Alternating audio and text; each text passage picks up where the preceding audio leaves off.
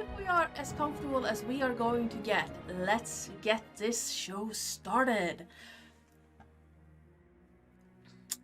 So I am going to do this.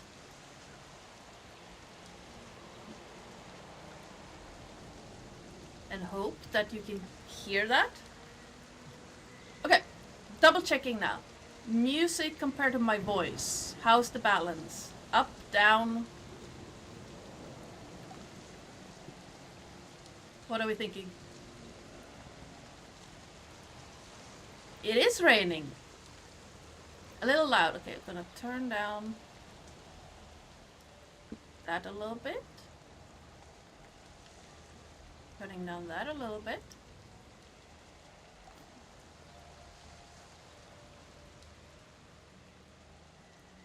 That better? Awesome.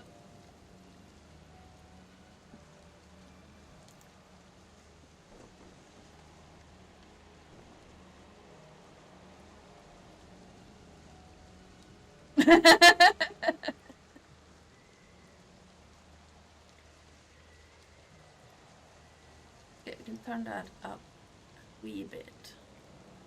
There it is. Okay.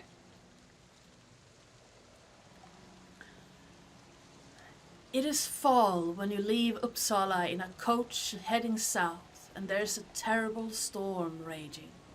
Black clouds blanket the sky, with the wind howling and rain and hail pouring down, leaving you soaked to the skin.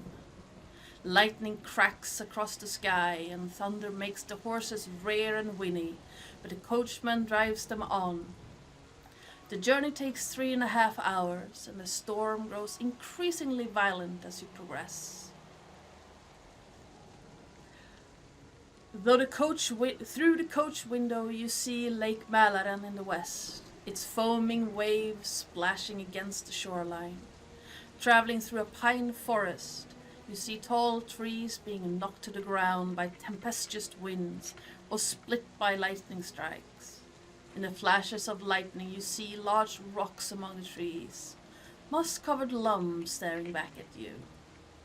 Suddenly, the Witch Cat Inn appears at the T-junction, surrounded by woods, with Lake Mälaren to the north and west.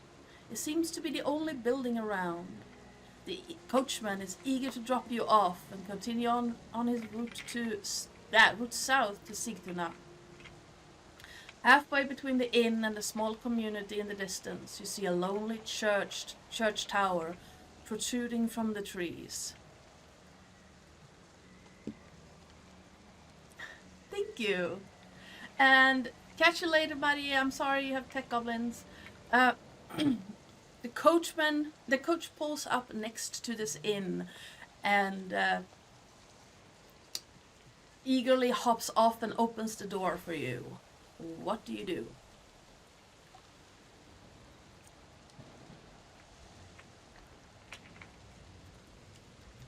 First one to post the idea gets it. So, or we can just make a thing out of it, actually. So, everyone, please roll a D. Anyone who wants to participate, tip the driver and head into the inn. Awesome, let's do that then. So, stepping out into the pouring rain, you Frey digs through a small pouch at his belt and pulls out a few coins and places them in the hand of the driver before tipping his bowler hat and stepping into the inn.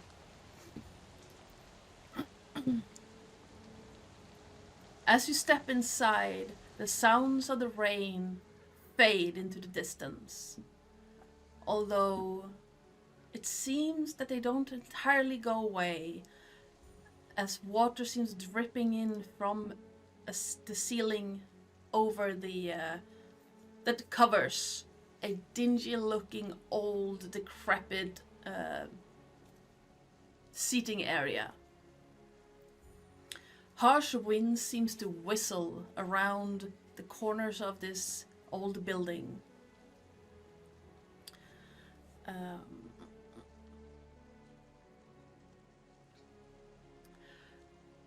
Around you,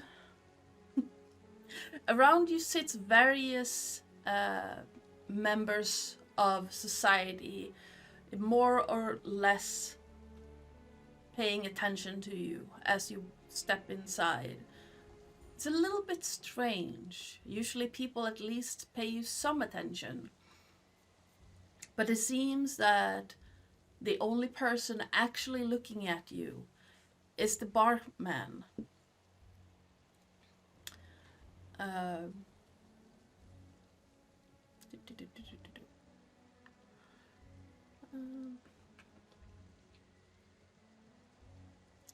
In alongside one wall. Yeah. I don't read.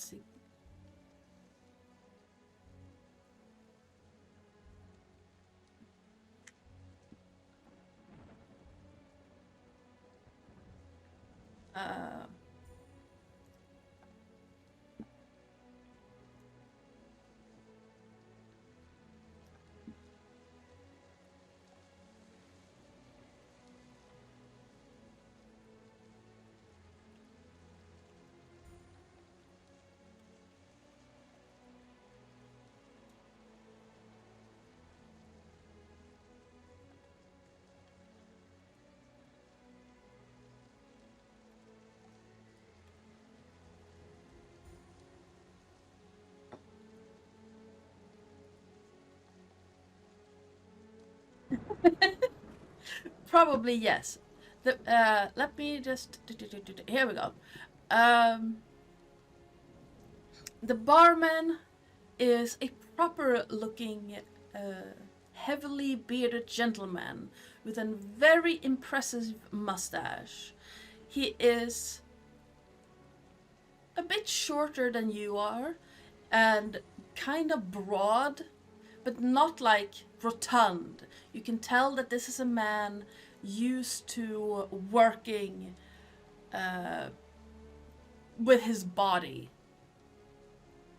And I'm going to switch things around a little bit. We're going to get some fireplace going. And some rain in the distance.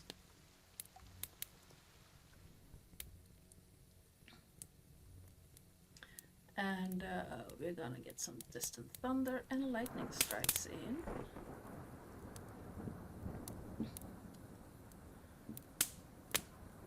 That's a bit loud.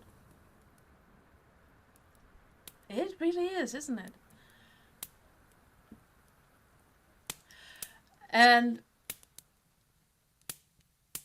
the barman is standing just behind his counter, a towel in hand, looking at you with a stern look. It seems like he takes up the entire space behind. Yeah, rain and lightning doesn't go well together. Or it went well together too well. You can tell that this man is a slight bit older than you, maybe 5 or 6 years older, but compared to you, he has worked a lot more with his hands, with his like heavy lifting, things like that. As you look around,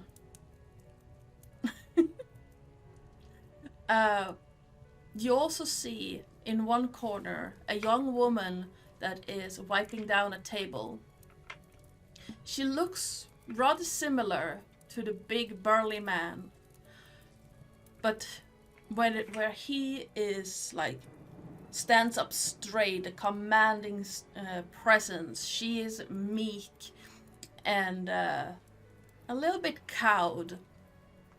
She seems to not be paying attention to anything around as she slowly wipes down the table. Her brown hair is peeking out from under a scarf that holds it back from her face. And she is almost as tall as the barkeeper. And she's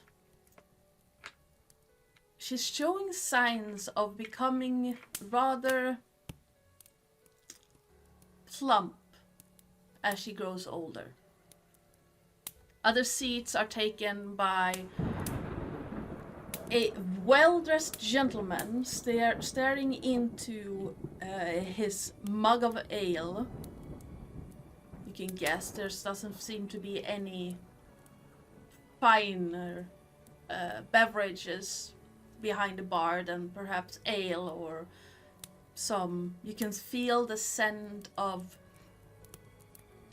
wine on the way of becoming vinegar. The man sitting with the pint is well kept. He has round glasses and a finely trimmed beard and mustache. He seems to be observing you. So, looking around in this room, what would you like to do? There are 2 fireplaces that make a bit of sound. There are a few guests sitting and trying to dry up near the fireplaces, and there are the barkeep, the young woman, and the finely dressed man.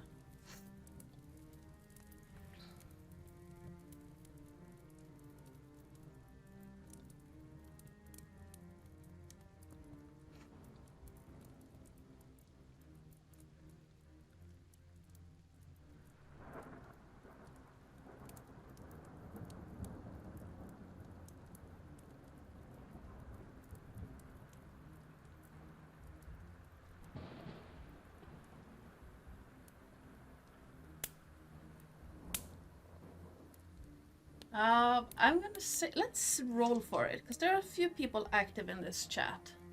So, Andy, if you could roll me a d6, please. Hi, Phoenix! Welcome on in! We're currently, chat is currently deciding on what they would like to do as they first arrive in this tavern. And number 6 is, if you are still here, that would be the Arcane Keeper. Seth, if you're still here, what would you like to do?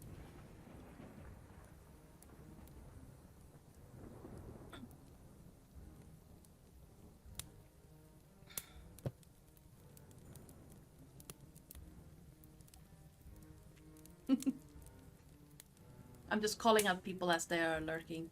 It's quite funny.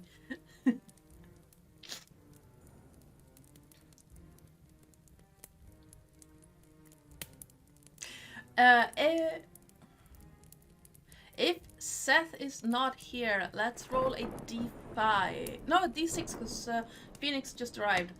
Another d6 then.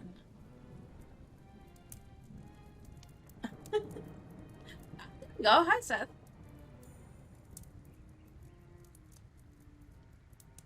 Oh, 87. That's nice. Oh yeah, school starts in April. Well, in spring in Japan. I completely forgot about that. I hope you're doing well and that the start of the school year. Don't worry about it, Seth. Absolutely not. Don't worry about it.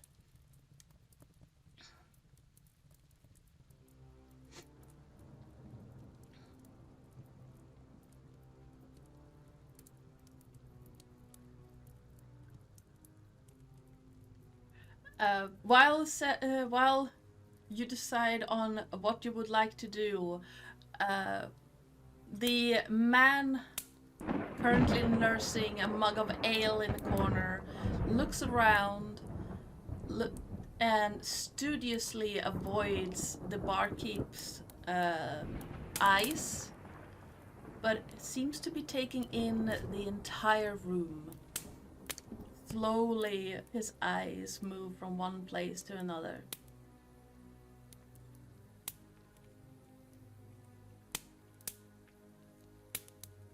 Oof, I hate when that happens.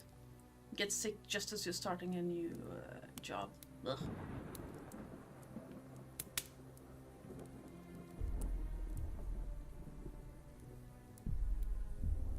There we go.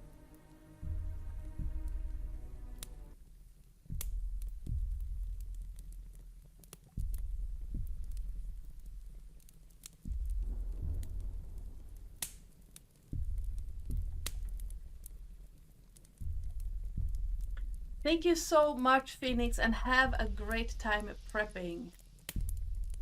Ask the barkeep about goings on around. Yes. As you walk up to the barkeep, you can see his dark eyes fixing on, like, looking straight at you. And as you come closer, you realize that what look like really almost black eyes are in fact deep blue. Like a deep ocean blue. You can barely see these the shades behind his beard. But he steps a little bit closer as you approach, coming more into the light, and with a gruff voice he says, "Welcome to the Witch Cat Inn. We don't really get that many guests in this weather. How can I help you?" You turn to look at the barkeep, and with a flourish, you introduce yourself. "The name's Frey. I come from Uppsala, and I heard there was interesting goings on near this inn. Rumors on the street have been mentioning this inn's name. Would you care to elaborate on that?" The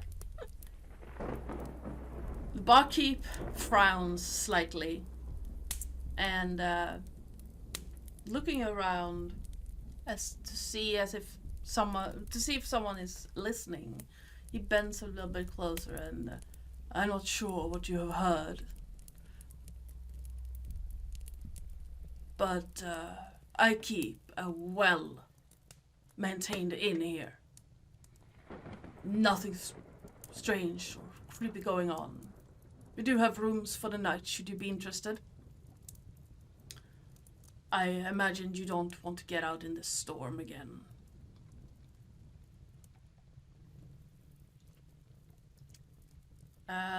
Please, how would you do that again? No, oh, that's because I have a select tool.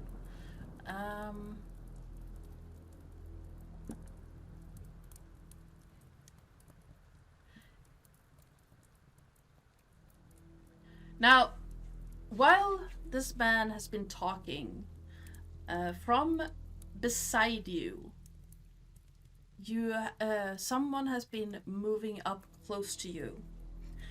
And let's see, what?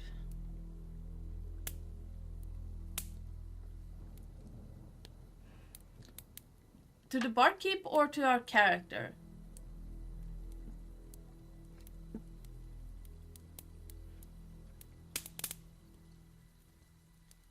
I am going to have to check some stuff.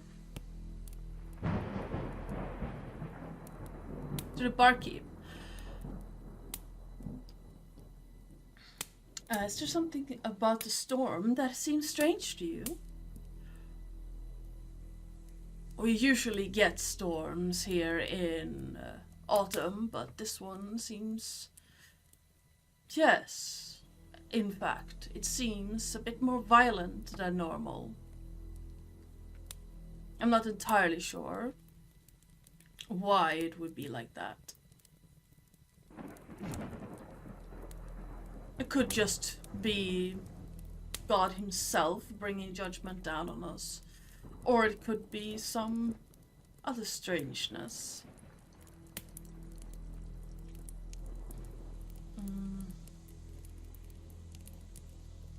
There we go. Vigilance. What's our... There we go.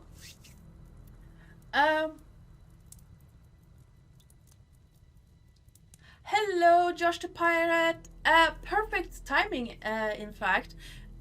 Josh, could you please roll me a 3d6 in chat?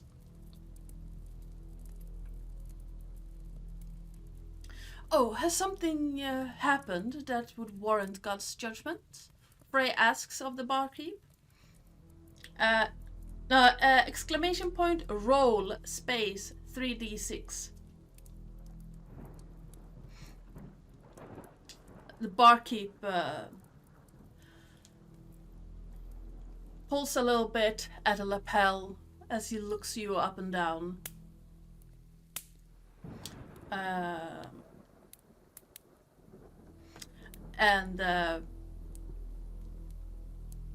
For a moment he seems to hesitate. Then he moves closer again and says, well, with the advent of the remarkable things that be the technology and industries, I'm not sure God himself approves of our lifestyle.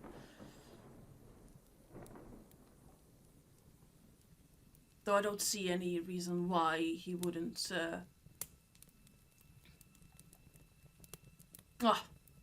who am I to try to interpret or try to guess what God wants?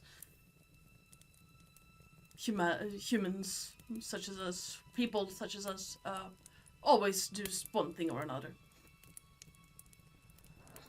And you suddenly feel a little bit of a shove. Looking around, you notice that the young woman who'd been wiping tables earlier has accidentally tripped into you. She quickly bows her head and scurries away. Just, I'm terribly sorry, sir. I didn't mean to bother you.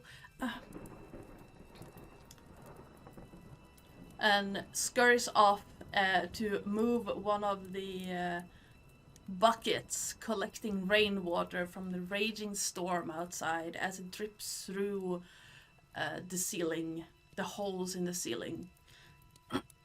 Hey, Tony. Thank you.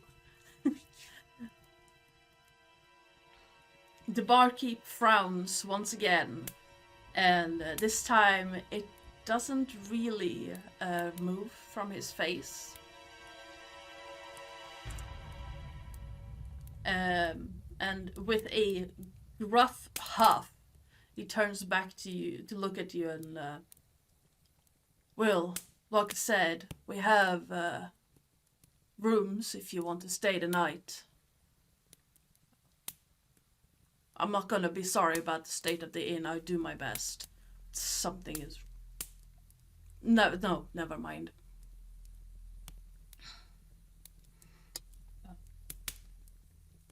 The rooms are pretty cheap.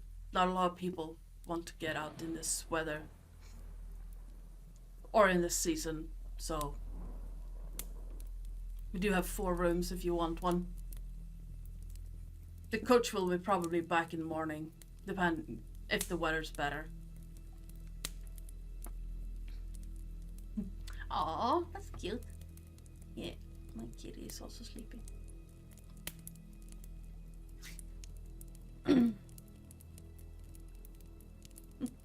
Nice. Oh, that is really nice, Josh.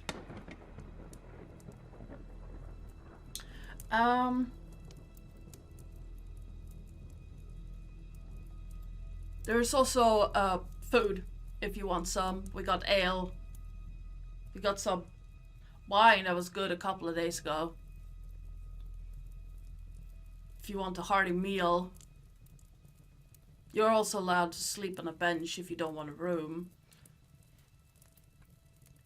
Ooh, wine and cookies. Wine and cookies would be nice. So, would you like food? Would you like a room? Would you like to walk around and talk to people? All of this is perfectly available to you. And Tony, could you roll me a d6 in chat?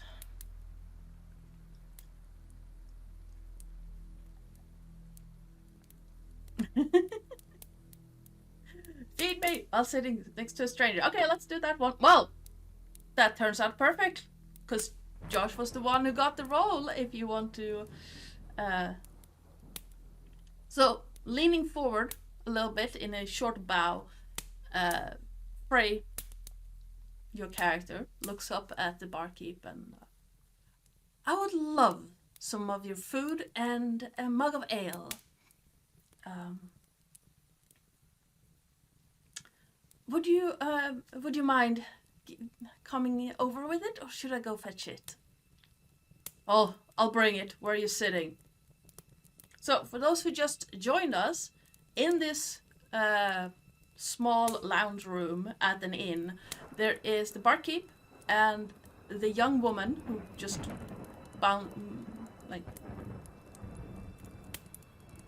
tripped into you. There is an older, well-dressed gentleman nursing a mug of ale at one table, and a group of younger ruffians, well, ruffian-looking men at another table. The ceiling is leaking a bit. There is a thunderstorm outside, raging across this countryside. You want to sit down by the scary people?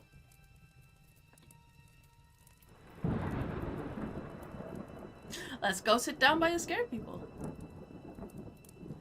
The old dude has sipped as his ale, but he has been observing the entire room ever since you walked in.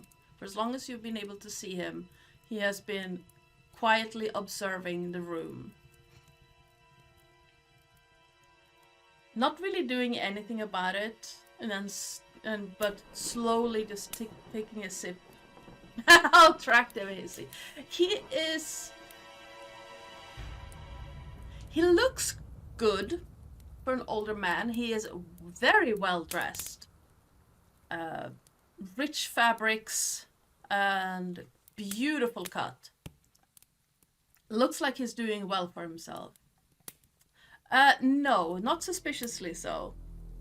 You're at a roadside inn between two major cities in Sweden, so seeing people all kinds here is not unusual, but there is a raging storm outside, so not a lot of locals are in here.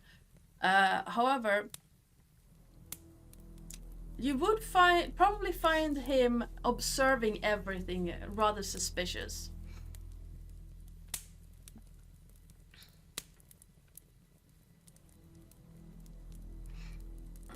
Yeah, it is a stormy night.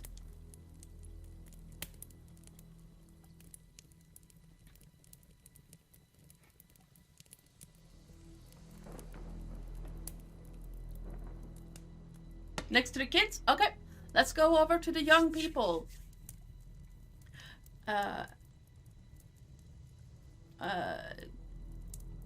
Turning.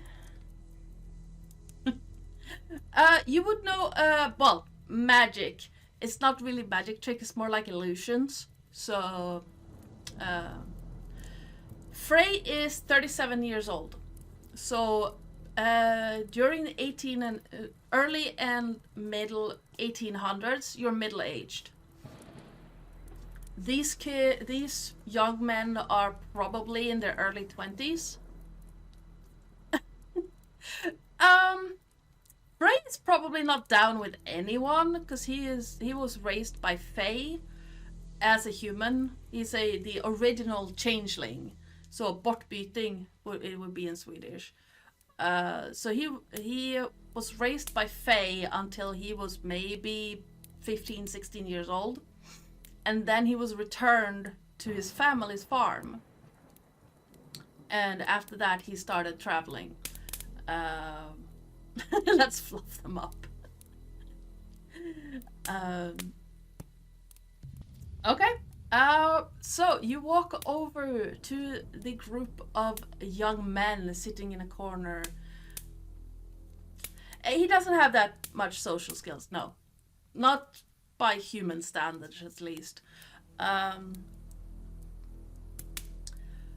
he dresses kind of in a feminine way. Like he's currently wearing a woman's overcoat with a man's pants. So he doesn't really care about social norms. But yeah, you walk over to the group of ruffians and looking them over, you see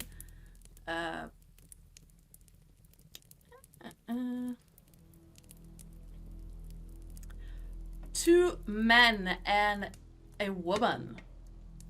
Hey baby, do you come here? That will get you punched. Yes, you're dazzling and special, but coming on to other men in the 1800s would probably get you punched. Especially by this group. So you see two young men and a young woman that are conversing between themselves. Hushed tones and like sharing a bit of a jab back and forth when someone says something silly. One of the men looks up at you, doesn't really meet your eyes, and he seems a little... Lanny! He seems to be hunched a little bit, as if apologizing for how tall he is. The other ones are poking him from time to time, but he doesn't seem to mind at all. Like, he doesn't even seem to be registering what's going on. He was in conversation with a young woman when you stepped up to the table.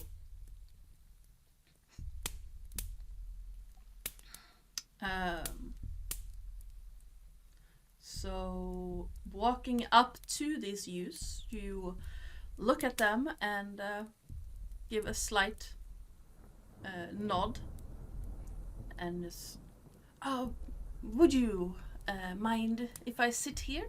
You seem you seem a lot more amenable than the old man in the corner. The tall young man once again looks at you. Once again, not entirely meeting your eyes. You get a feeling that he's studying your cheekbones. And just, yeah, sure. You can. There are other tables. Yeah, if you want to sit here. Just then you hear a clunk of a wooden bowl being placed on the table in front of you, and another clunk as a mug of ale is placed next to the bowl. A wooden spoon resting on top of the mug. The other young man quickly looks from you to the bowl and then back to you and I haven't seen you here before, he says as he reaches out a hand as if to shake it.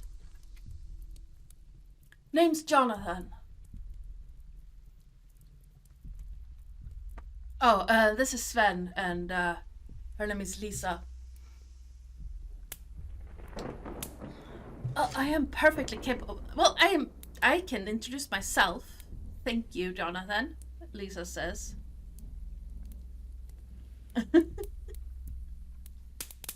Give the ale to the gentleman. Sure, yeah. You hold out your hand, shaking Jonathan's real quick, and then with a flourish, move your mug of ale over to Sven. He looks at you as if you suddenly sprouted a second head, but then gives you a small smile before nodding, and then, oh, thanks. Yeah, thanks. Anything particular you would like to ask this group? You now have food in front of you. You've just given away your ale.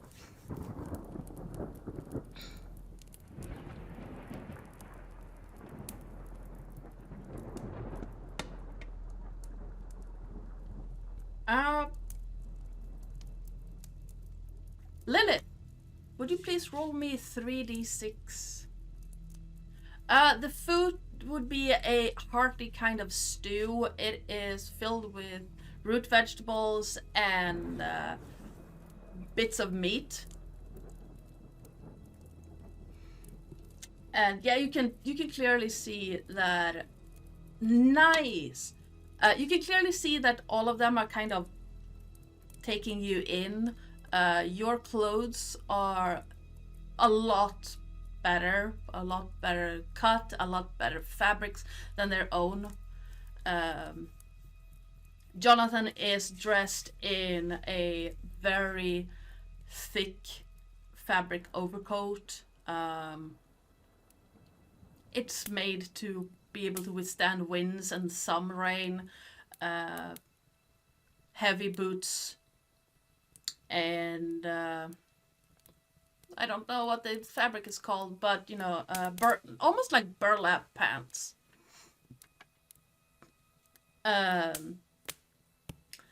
Sven is wearing a off-white linen shirt, and you can see that he's wearing an apron made out of a combination of leather and thick woven fabric.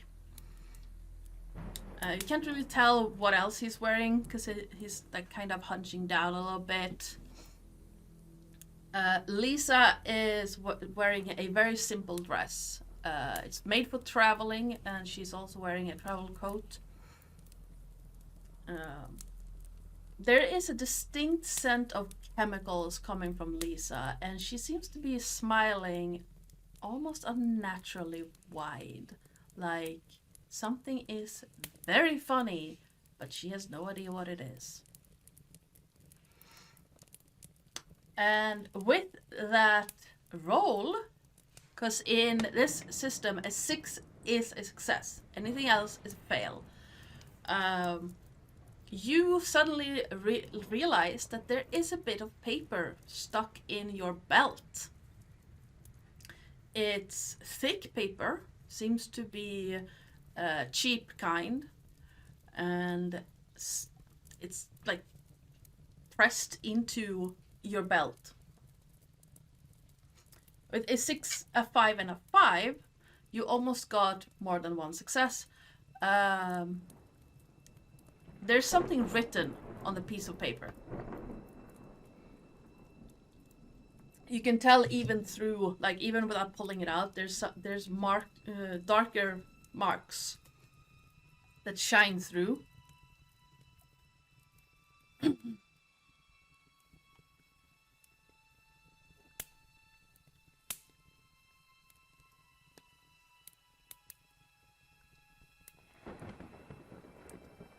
Jonathan looks at you again and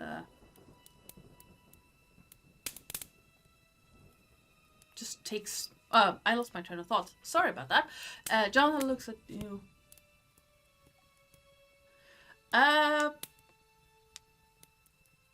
No, you wouldn't have. You didn't notice it at that time when she bumped into you because you rolled too bad, or you didn't succeed on that check. But now you succeeded to see it. It's been like really tucked in there.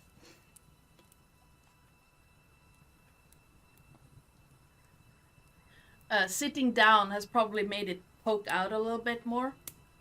So it's been scrunched up and pushed into your belt. Yeah, Jonathan looks you up and down, and it's clear you're not from around here. And it's also clear that you were not going to where the coach was going. But where are you from? I mean, your clothes are rather different. Well, at least from around here. So with that second notice check that Lilith rolled, you find the paper. Do you pull it out and read it at the table, or do you wait?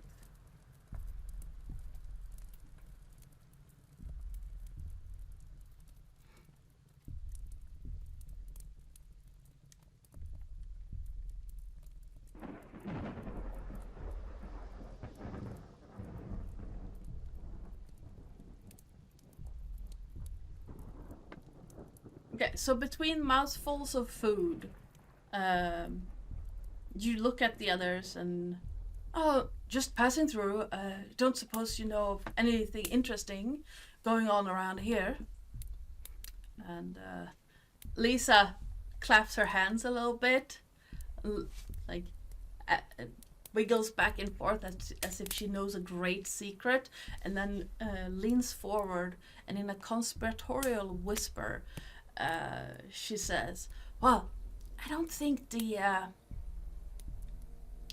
owner of this place would like me to say this, but it seems like his daughter is setting up a shadow play, and I hear it somewhere here. I haven't been able to find it yet. I would love to take a look at how it works before we see it. But shadow play, I haven't seen one of those, I don't think I've ever seen one of those other, shadow puppets.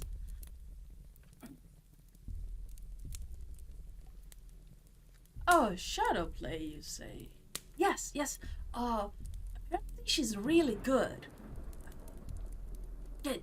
Sven here says that he's seen what she's been building, and it is really, really good. Her father really doesn't like anything that has to do with the arts or anything that has to do with, like, spooky stuff.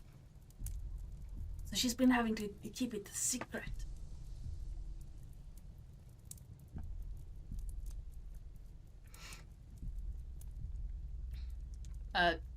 Sven nods and says, well, yeah, she's very good. I don't know where she learned it. There's no one around here to build things like that. So I don't know where she was taught.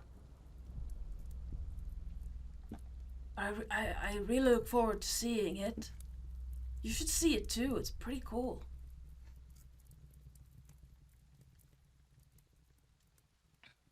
So the stew is very simple, but warming and hearty. There are bits of root vegetables in there that are a bit overcooked, they're a little bit mushy. The meat in it seems to be some form of game, not beef or mutton or anything, but like moose.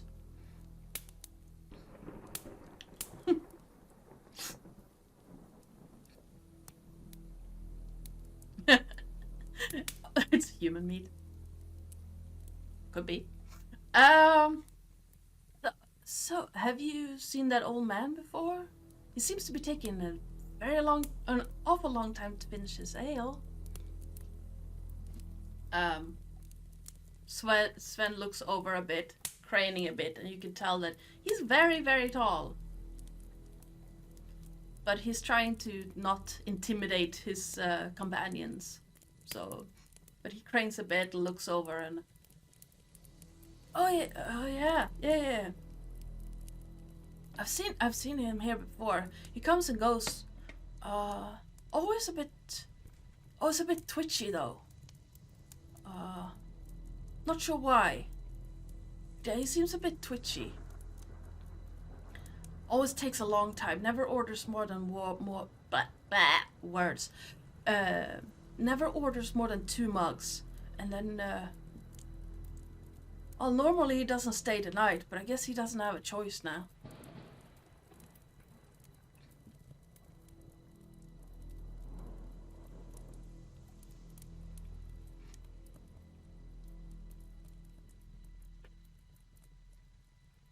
I guess, well, he was coming around a lot past year. One of the few people who actually come around now. That this place has been. It's going to the dogs over the past year.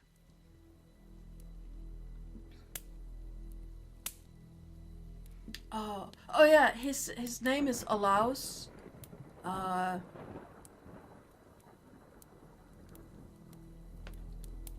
think he's like a. I wonder if he's like a cop or something. I think he is. Well, at least he helps the cops from time to time, or works with the cops. Not really too popular cops around here, but he's good people, Mr. Clint. Have a great sleep, Jason, and thank you for being part of the stream.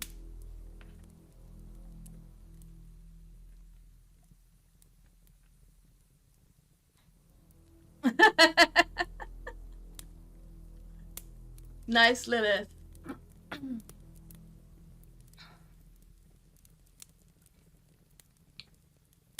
And as suddenly Sven just ducks down behind you, and a large, loud crash is heard as lightning strikes not far at all away from the inn itself. Hi, Terrace. The last of the stew is easily mopped up with a tiny bit of I was going to say whole grain, but it's very, like, it's a rye bread that you can use to mop up the final bits of the stew with. Sven has finished the mug of ale that you gave him, and Lisa is currently leaning back in the rustic chair, staring at the ceiling with a small smile on her face.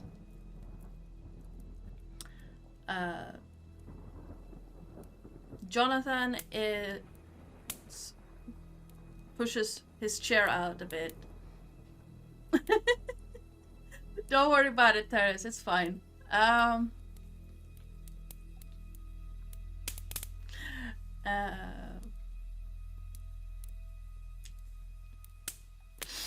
Unfortunately, yeah, you don't really know. You see that Jonathan pushes out, ready to get up, and he says, "Oh, this is nice, but I'm heading off to my room. Well, such as it is. You're welcome to join, all of you, if you want to split the cost of it. But I am feeling very drowsy. And I think I'm..." And then suddenly, Jonathan falls from his standing position, hits the chair, and lands in a heap on the floor. As you look around, you see that Lisa's eyes have fallen shut. Her smile still on her face.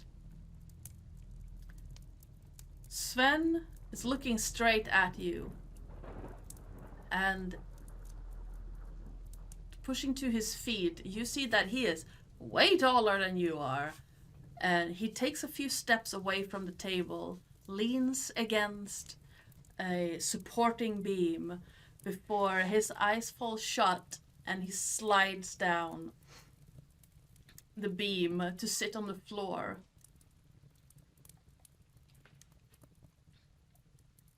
Let me check something real quick.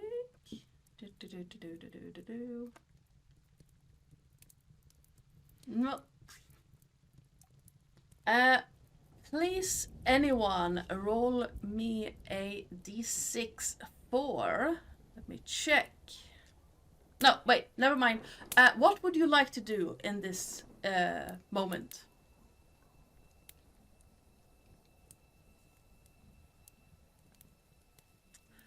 You also hear a clank from behind you, and turning around, you notice that the well-dressed old man has knocked out his mug of ale and his head is down on the table.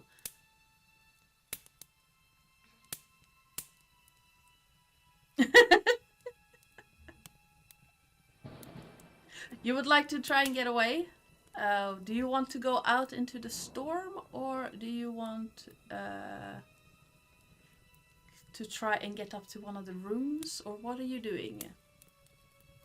You notice that the barkeep and the young woman are still there with you. The young woman looking between you and what you have learned is, or who you have learned is her father. Like, what is going on?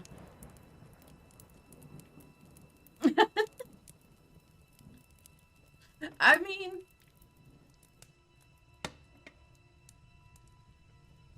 it's up to you.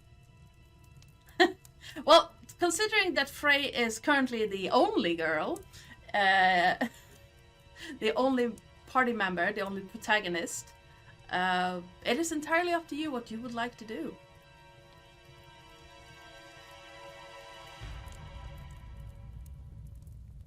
So currently awake in this lounge room of the tavern is you, the barkeep, and the young woman. Frey is a effeminate changeling, so he was raised by Fae. He's a human who was raised by Fae. And then when he was 16 years old, he was returned to his family and has been living in Sweden until he was 37, which he is now. He is a little bit socially awkward, and he does not care for human social norms.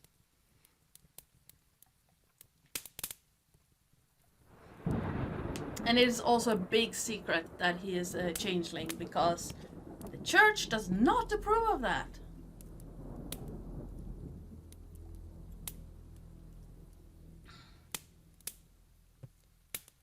His big thing in life is finding out more about Fae and Vaesen.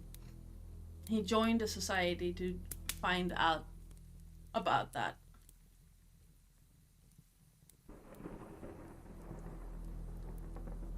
Yeah, absolutely. You can do that.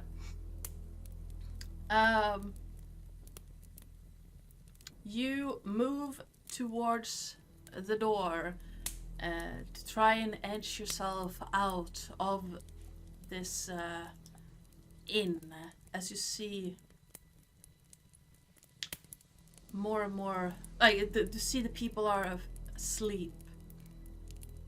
As you move away from the table, you hear a deep voice coming from Lisa, the girl sitting, like, her head is back on the chair and a smile on her face.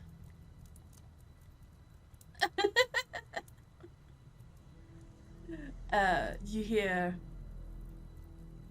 what was the name again? Let me double check that.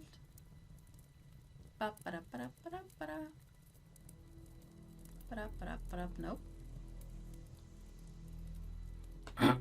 Yeah.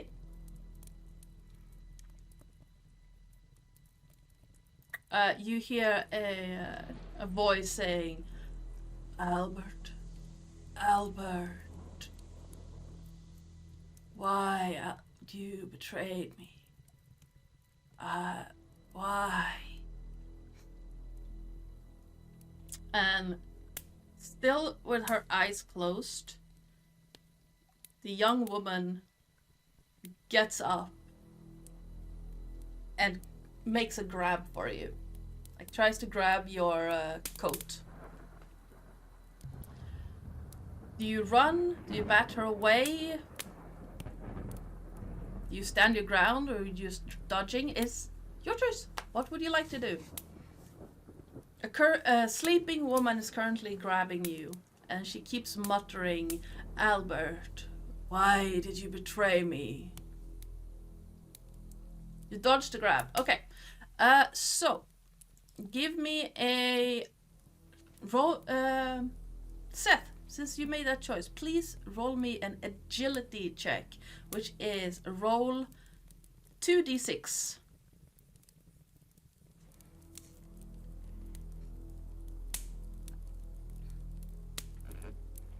You almost make it. You feel her fumble a little bit, and then she gets a hold. Because you had a 5, you need a 6 for a success. Now you can push it if you want, but you're gonna suffer a consequence if you do.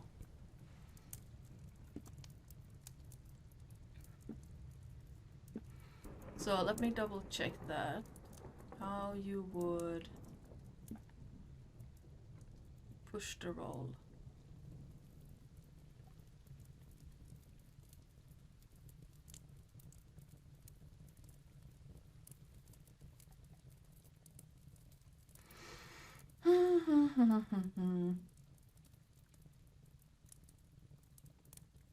I am not remembering how you would do that.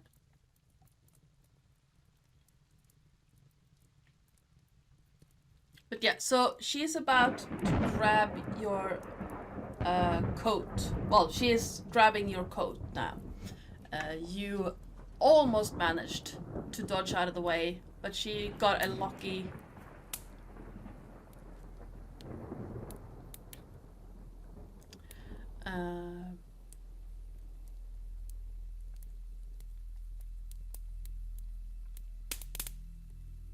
Nope, it doesn't say how you push it. I don't know how you... Okay. I am not gonna spend too much time, but if you want, you can roll another d6, but you are going to be suffering some form of consequence for it.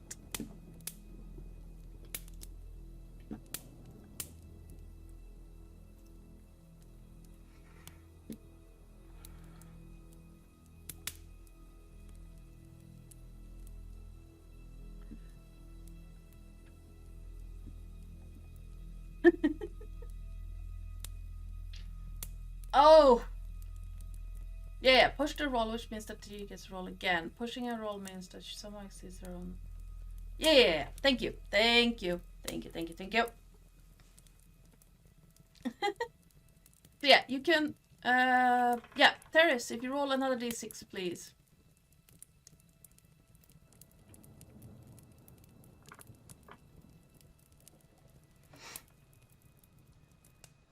Nice! That's a success!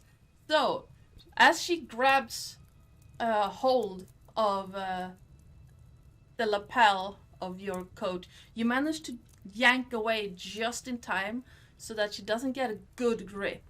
However, at the time, as you do that, she opens her eyes and they're completely white. So, there's no iris, no pupil, nothing in there at all. And she still smiles that relaxed, like almost serene smile. So please, could you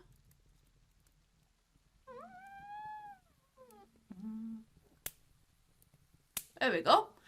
And okay, please roll a, what's that check? Frightened.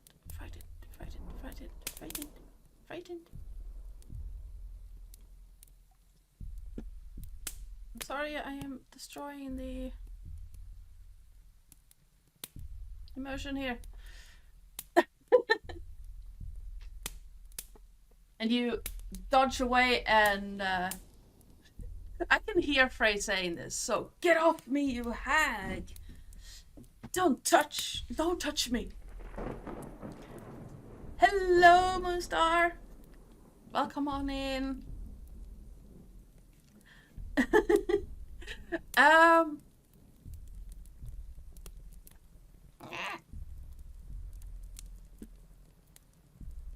Conflict and injuries. Fear.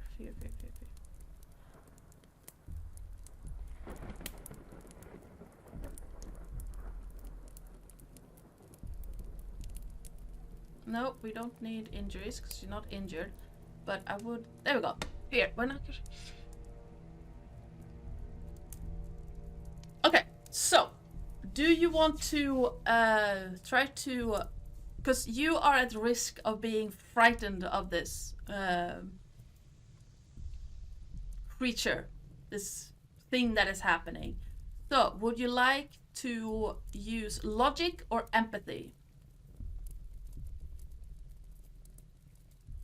You get one die to start with, and you can see your stats that way on the screen. So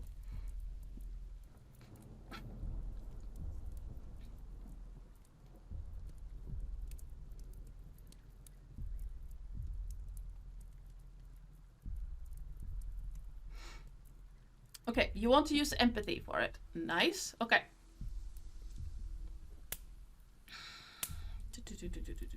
Yes. So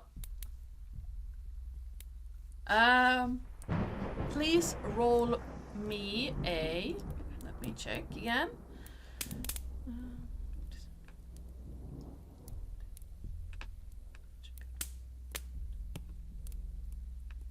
Okay, so you get to roll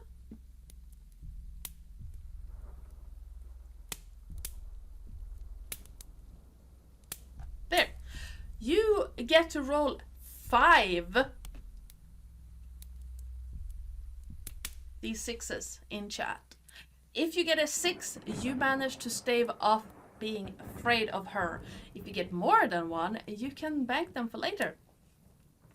So that is 1 6. You managed to not be afraid of this situation. So as she grabs you, you pull away. You see her eyes open, almost like they've rolled back completely. So the eyes are completely white. And she still has that serene smile on her face. Looking at it with empathy, you manage to shake off the initial fear that this gives you, and you step away from her. The whole time through this smile, you hear a low voice that does not belong to this woman keep repeating, Albert, why did you betray me? Why did you? During this whole encounter. And then it seems like her eyes flicker back.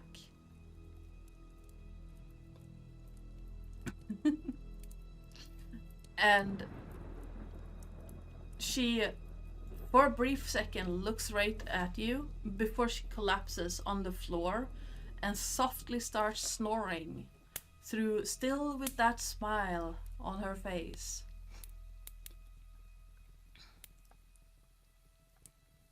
As if everything is fine, everything is wonderful.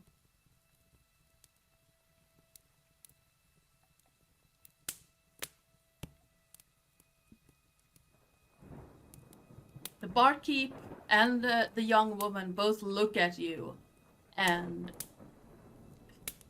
he takes a step forward out from behind the counter, moves closer to you, and before placing a big hand on your shoulder and trying to turn you around. A gruff voice says, "What's your name again?"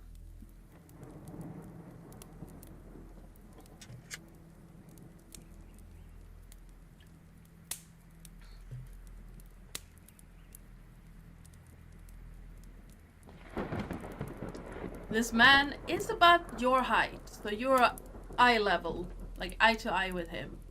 Nunya. Nunya, you say? Well, as long as it ain't Albert, we're good. Now. I see where this is going. Nunya be sweats. Oh, as long as it isn't Albert, we're good. Now, I don't like any of this. Do you bring this in here? Or are you part of those godforsaken things that crawl around?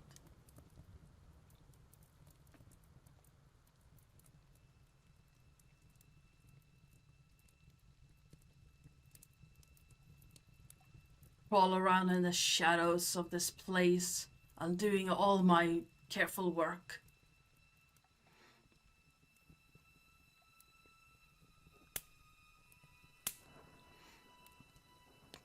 Frey shakes off the hand and just looks straight into the barkeep's eyes and, "Excuse me, do I look like a crawling thing? How dare you, sir?"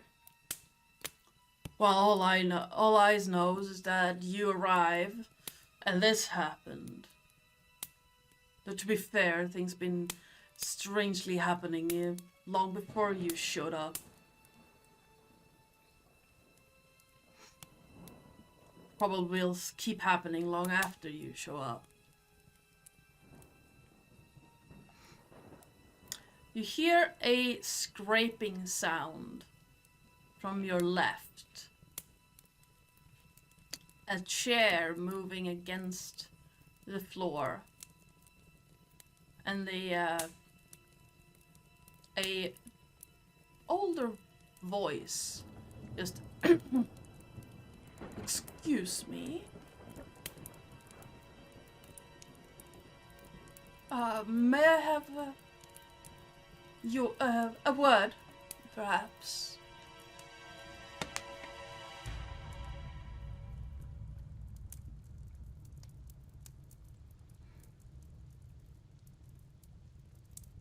The barkeep looks over to the man standing next to you and just puffs. "Oh. I got no more business with this one. It's all yours if you want him." And he stalks back and disappears into the kitchen.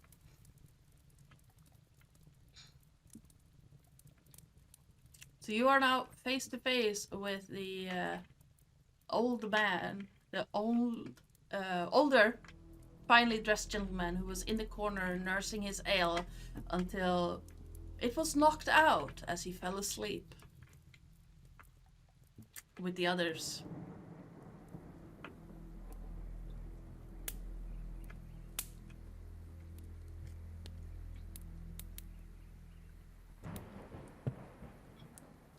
In the background, you see the young woman start cleaning up the mess, the spilled ale, the fallen mug. What would you like to do? Are you still going to try and run out into the storm? Or do you want to explore what is going on? You still have the paper lodged in the belt that you noticed earlier that you haven't looked at. And there's also a mention of a shadow theater.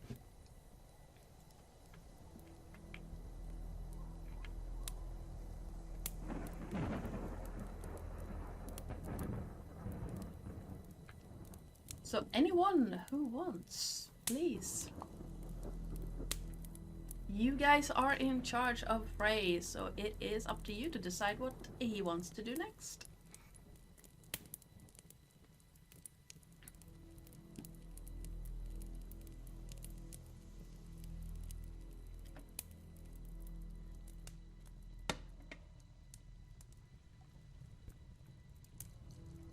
Lilith, if you're still here, still want to do something? Sorry. Yeah, I feel that. But yeah,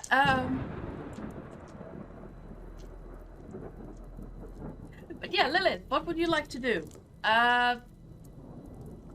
You can either continue running out into the storm to get away from this place.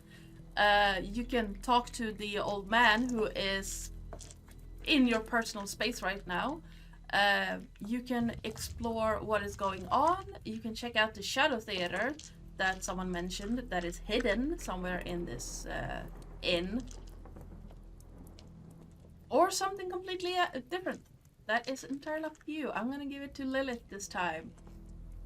Try to circle through the viewers that I know are active.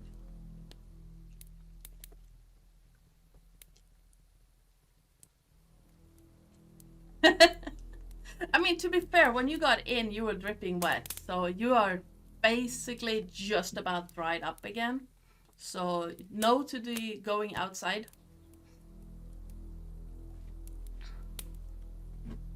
Well, you have various different things to do while inside.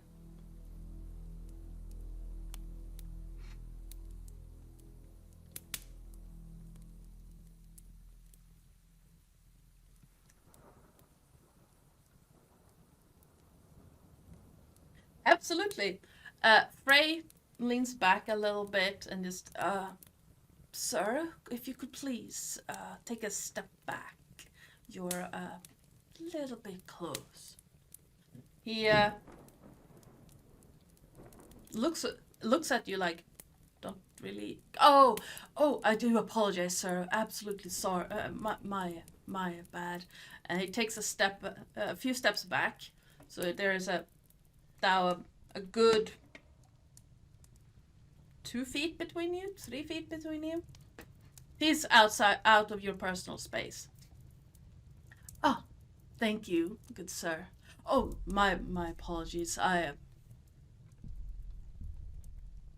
Well, my sense of space is not that good.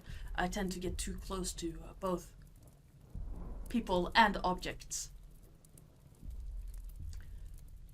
Now, there's clearly something wretched going on in this space.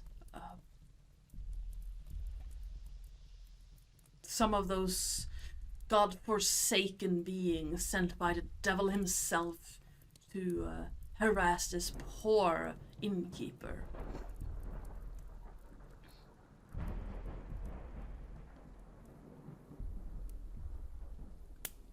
Oh, do you have any ideas of what's going on, sir? Oh, I can't really say I know too much about it, but, well, since we're stuck in this together, I have been, investigating this place for a very long time. You see, some friends of mine have been gone missing, coming to this inn.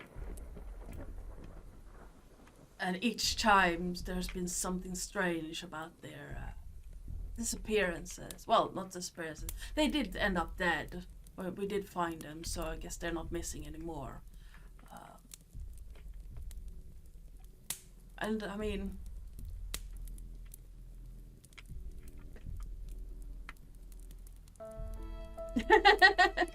yes. So I've been coming to this place for almost a year now, trying to figure out what is going on. And my hair is doing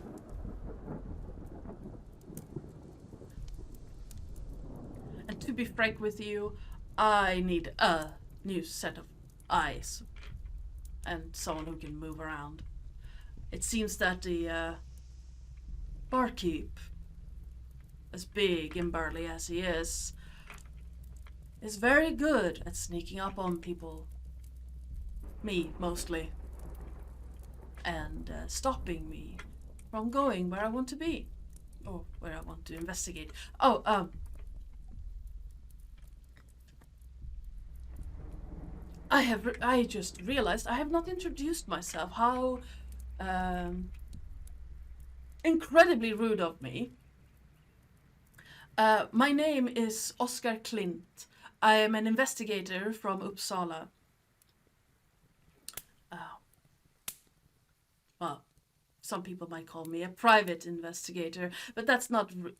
There's a weird thing up here. That's not really.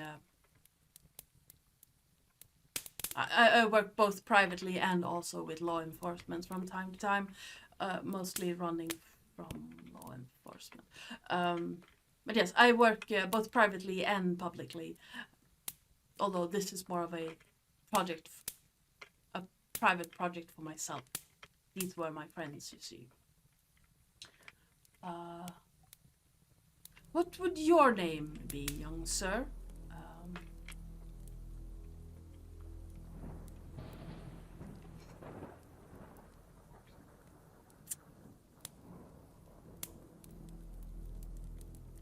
The barkeep has wandered off into the kitchen.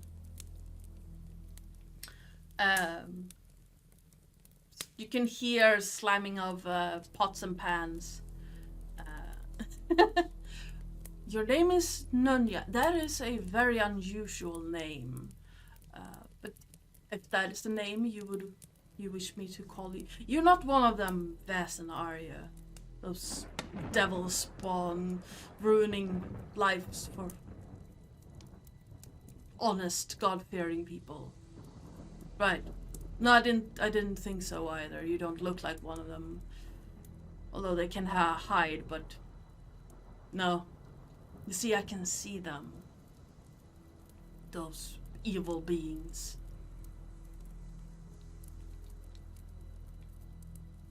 Now, if you would help an old man, there would be a compensation in it for you, of course. I would not expect a young man to help just out of the goodness of his heart. Especially not when it might mean danger to him.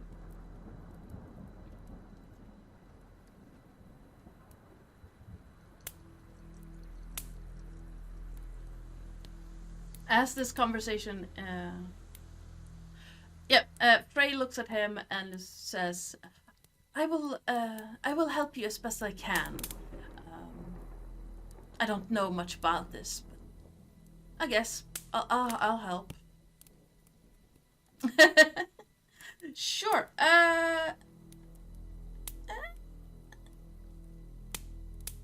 Moonstar, if you're still here and available, feel free to chime in what Frey would like to do.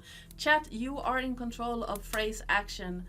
I am just narrating what you type out and, controlling the NPCs. While you're having this conversation with Oscar, the rest of the guests at this inn, well, the three, are waking up, seemingly confused. You hear Jonathan groaning from having hit the chair as he fell asleep standing. And he sits down, like, holding his side as if, like, bruised and battered. Yeah, big oof. Sven is, like, shaking his shoulders a bit as he slid down the support beam. He's a little bit stiff. And Lisa is just... Nice. So, Frey is kind of feminine presenting man, changeling who was raised by Fae before being returned to his family and is now living in Uppsala in Sweden. He's working for the society. Well, he is the only member of the society currently. A group of individuals monitoring and limiting contact between the human population and the Fae or Vaesen that live in Scandinavia and the Nordic countries. He has been brought to this inn by Coach during the rain, a violent storm, and we haven't discussed why he's here, but I imagine he was traveling somewhere and he had to change coach here at the inn, which because it's a T-cross. The coach he arrived with was heading to a different city, so they took off after dropping Frey off. And he is currently talking to an older gentleman who introduced himself as an investigator. You have been told about Shadow Theater. There's a storm going on that you were starting to go out into to avoid the people dropping asleep around you.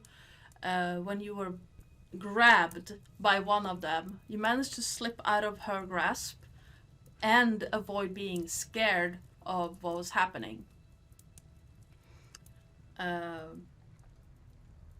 You have been told about that the inn itself is slowly deteriorating over the past year, and that this Oscar, the investigator, has been coming here for nearly a year to try and investigate what happened to his friends who went missing and then ended up dead.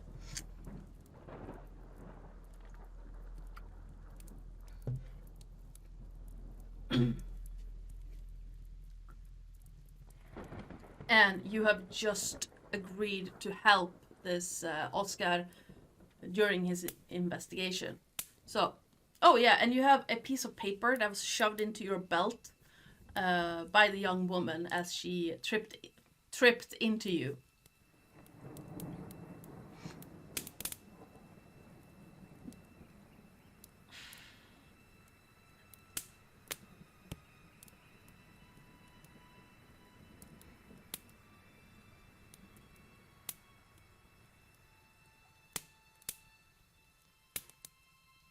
So the barkeep has offered for you to rent one of the rooms. There's the Shadow Theater to investigate. There is the mystery of the missing friends of this old man to investigate. You can go out into the rain, though, because Terry started walking you out into the rain. Then we decided not to, or you decided not to because you just dried up again.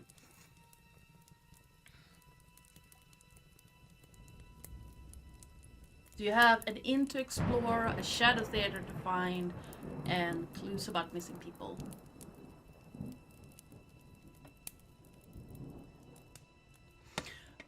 Oh, Frey leans forward a little bit, as if talking in confidence, and with a winning, like, half smile, says, "So tell me, Oscar, I'm an investigator too. What has your investigation shown you so far, other than dead friends?" Oscar pauses for a moment, scratches his well-trimmed beard, and thinks for a second, and then, well, so far I have figured that all of them came here at some point or another, and while most of them had stabbing injuries and the likes when they showed up. They also had weird names on them.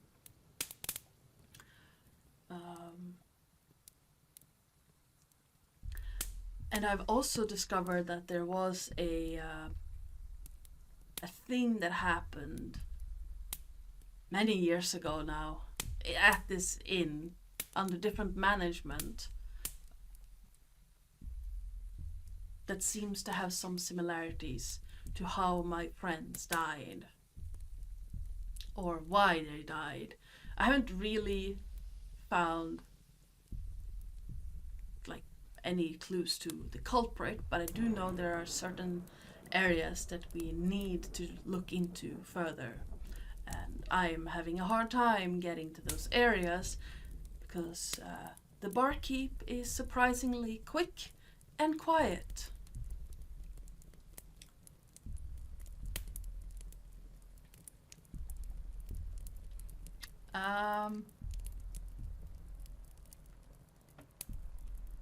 It seems that the names, Frey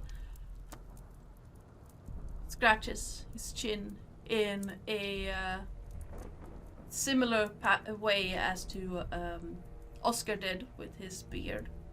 And you hear a slight rasping as a 5 o'clock shadow has been growing. It's nearly imperceptible because of how pale Frey's hair is. And he asked, "Weird names? How so?" Oscar thinks for a moment and then brings out a little notebook, starts flipping through it, and says, "Yes, on one of my friends, a man of similar stature to myself, who was found strangled. The name Puri had been written across his collarbone, and his death was gruesome. He seemed to have been strangled and then stabbed several times by a very sharp object. Another friend of mine who had been discovered in a ditch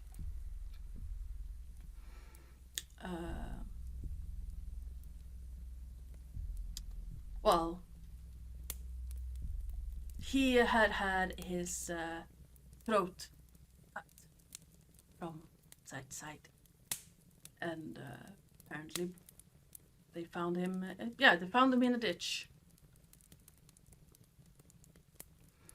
The name Puri. Give me a. What would that be?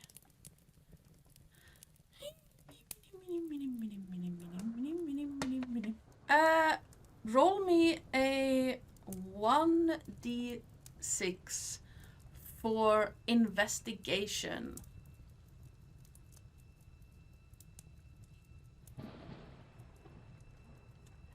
The name doesn't ring any bells to you at all. You can push the roll if you want, and re-roll it to try and get a 6, because a 6 is a success. Or you can investigate more about the inn itself to see if you can learn something.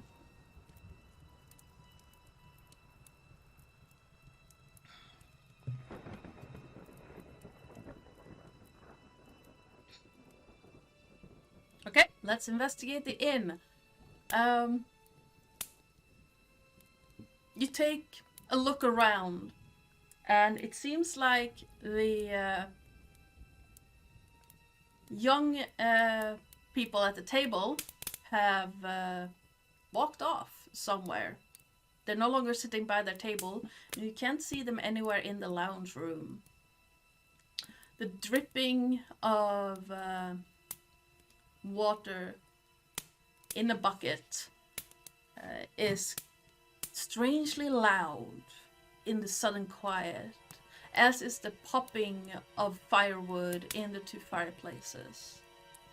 Also looking around, you don't really seem to see the young woman who was wiping down tables earlier. She seems to also be missing. And give me an investigation roll. So that is, I'm going to let you roll an extra. Yeah, you can roll 2d6, so one more.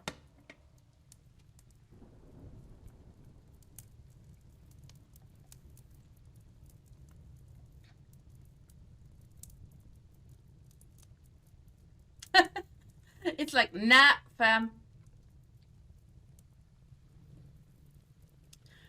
You don't immediately see where anyone could have gone. And anyone who wants, you can please roll 2d6s for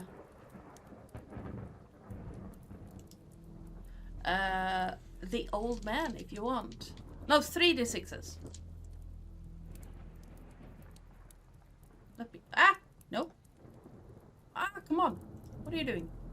I think it's 3d6s, so let me double check his stats. Yes, 3d6s.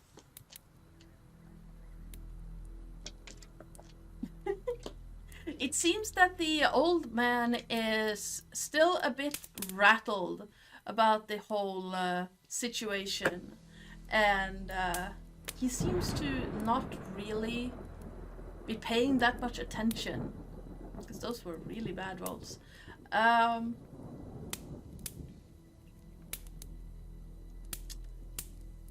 As you look around, you notice that you're alone in the lounge right now. And with the clicking and clacking of the fireplace, with the groaning of the inn itself, and the thunder raging around you in the storm, this is not a comfortable place to be at all. It seems that this inn that offered safety from wetness and storms have now turned into something less comfortable than a drenched coach. Minus 1d1.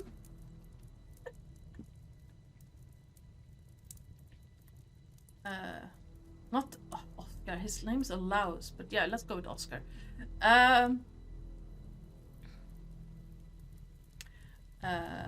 dum dum. Oscar is starting to walk around, look around a bit. He seems a little bit confused still, and he seems to be listening more than he's looking, as if his eyesight is maybe not that good. And he'll stop from time to time, adjust his glasses, and then poke at something with a long, thin finger. Well, it's almost like it seems long. Almost too long. But is that a trick of the light? Or is it something there?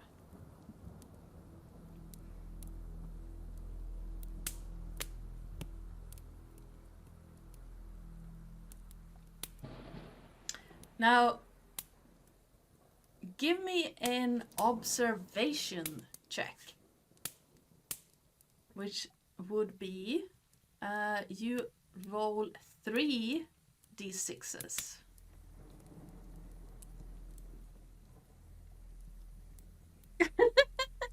Hell, that's just wrong. Come on. It is It's like, nah, fam. Nah.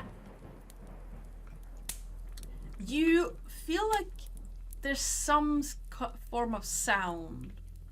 Or maybe a sound missing. Can't really put the finger on it. It's like, no. There are a lot of sounds around you. The heavy rain on the roof, the fireplace. No, you can clearly hear the old man's footsteps. They're click, click, click against the floorboards.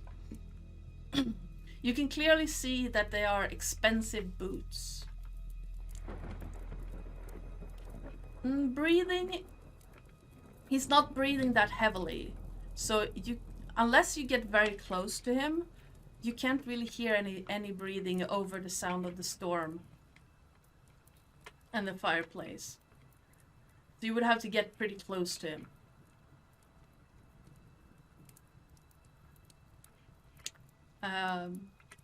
So down on this floor. Yeah, so asking where, Frey steps up to the old man and asks, where was it that you wanted to investigate but were unable to? The old man jumps a little bit, as if not hearing Frey walk up, and turns to Frey and says, oh, there is a room upstairs. It's locked, and I have not been able to get into it. I have not had the time to even attempt to break the lock, or pick the lock, because that, well, honest fool of a barkeep, or owner, he does own this place, I should really be referring to him as the owner, has not allowed me into that room. But seeing as there are two of us, and you are a lot smartly dressed and agile than I am, how about I am the god, and you attempt to get into this room so we can investigate it?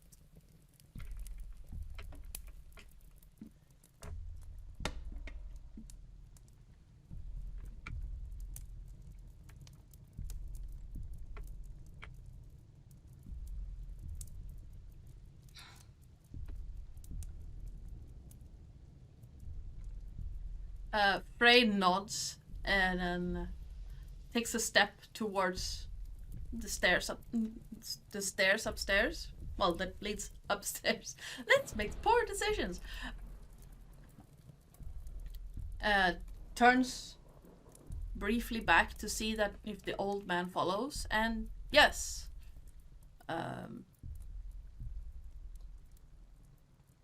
the old man is following. A little bit lower than the old man can move, but still moving rather swiftly on. As you step upstairs, you are faced with a corridor that seems to cross the entire building, as well as several doors leading to your right. So there are 5 doors on your right and 2 doors on your left, as well as when you step up and to the landing of the second floor, you see that the corridor, what's that called? It's like a T. So the corridor continues a short bit to your left, where it ends in a wall, and on the left side of this smaller little passage is another door. The old man walks past you with a steady but a little bit slower gait, and points to the door, that small door well, the door in that small little nook says, this this is the door that I couldn't get in. So I shall keep an eye out at the stairs and the other rooms to see if no one disturbs us. Hopefully you can make better way than I can. If not, we can just switch places and it should be no problems for us to get into this room.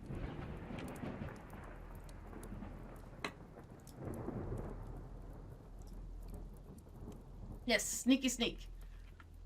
So do you do as asked, or are you going to do something else?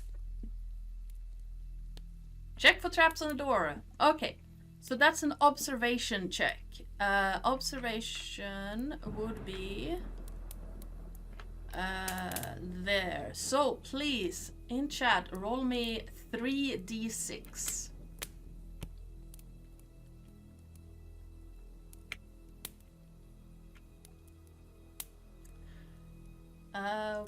You look around at this door. It seems locked.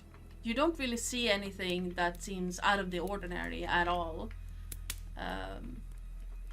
It's a sturdy door made out of pine. It's a little bit warped from moisture, and it seems like the lock has been, like the door has been locked so long that the lock itself is starting to rust a little bit, even though you've been told that the inn has only been falling into disrepair over the past year. So this door has not been disturbed in almost a year's time, judging by the amount of rust. You do not see any traps, however.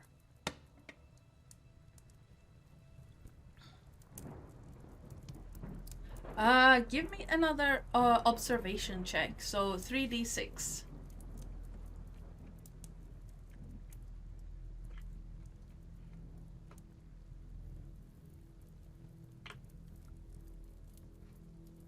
No, you can't really hear anything over the storm outside.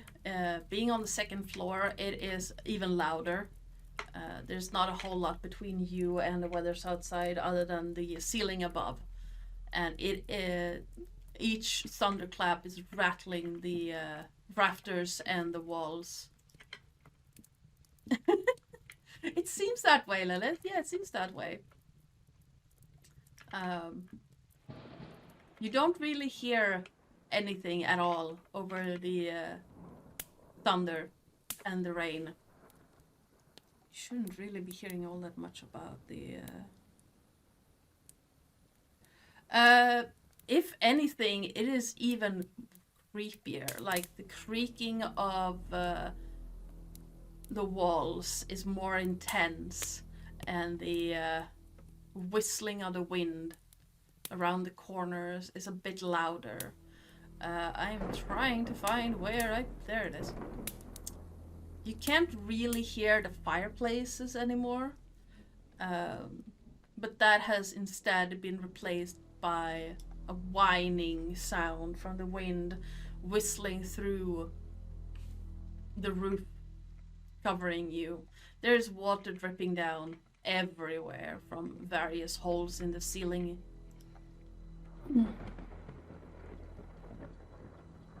And you can feel like a trickle of water slowly dripping down onto your neck and rolling through your shirt down your back.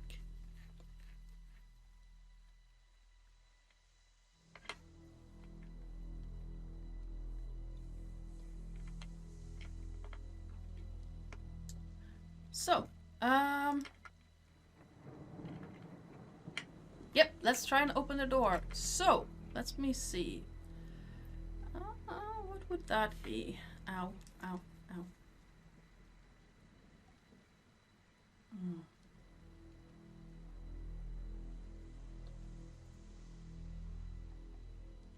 My ear is really hurting. I'm going to say you can choose either.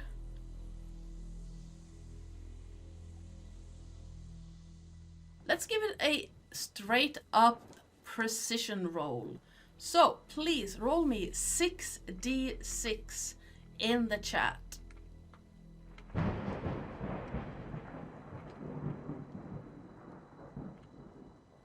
There we go. The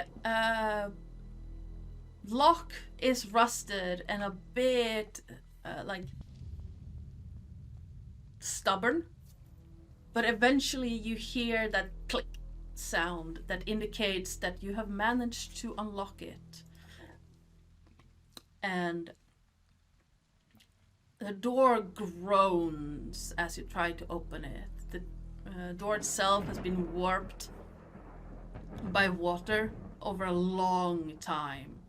And as you step into the room, dust flies everywhere.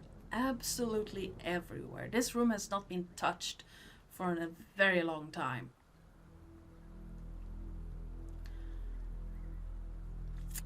Let me check something real quick. Aww.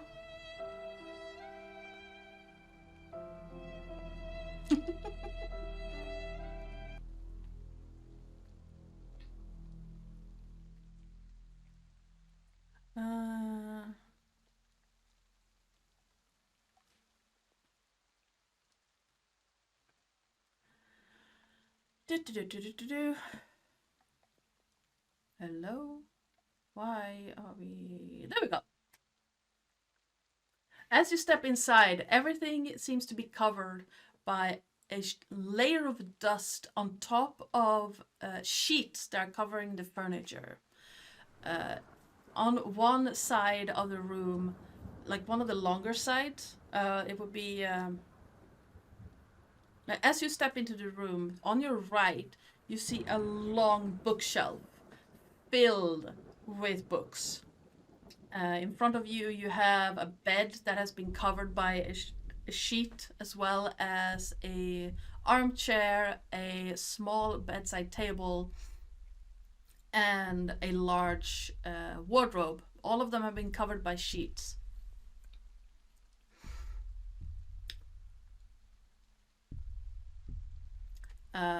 So, what do you want to do here? You are now inside a room that's been locked for a very, very long time.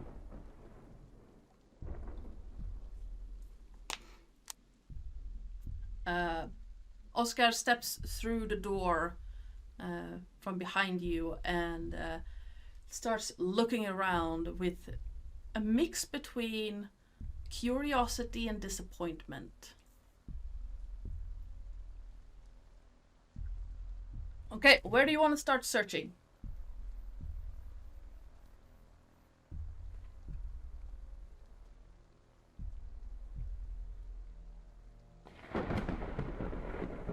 Shelves, okay, bookshelves. So,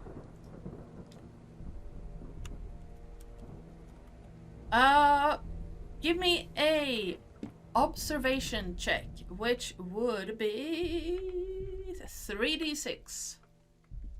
And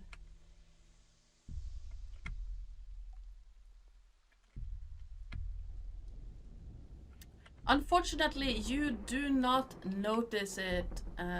That's why I'm mixing it up. Okay, we're just gonna call him Oleos Yort. I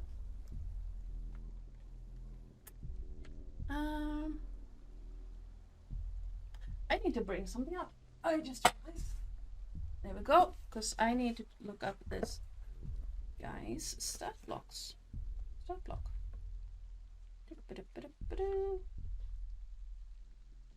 There we go. There you are.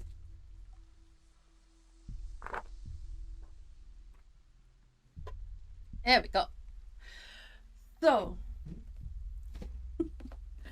as you are looking around, looking through the bookshelf, you suddenly hear a voice next to you that says, Albert, my love, Albert. And then a hand that gently touches your head and then playfully knocks the hat off your head.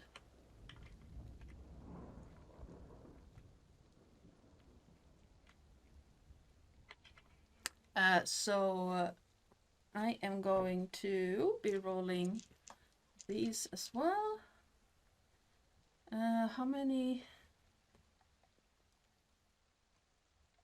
Oof.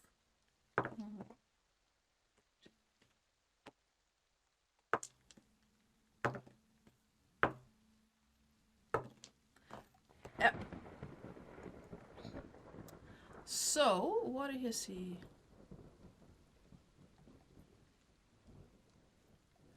And you feel like this soft caress touching your face, almost lovingly.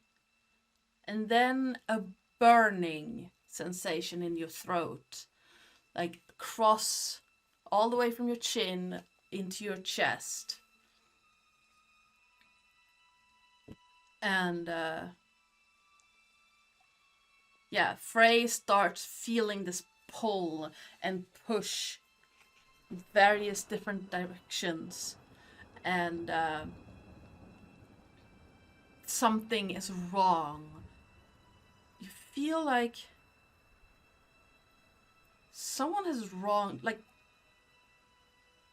someone has really wronged you. You have been... crimes have been committed against you. The ultimate crime. Someone here is trying to kill you. And that someone is standing right in front of you.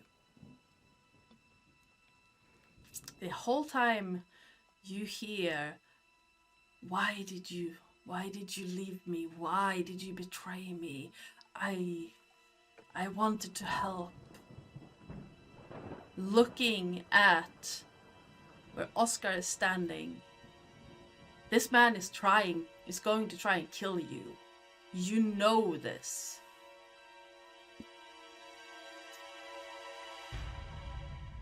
And you feel, like Frey feels from his mouth, the words tumble.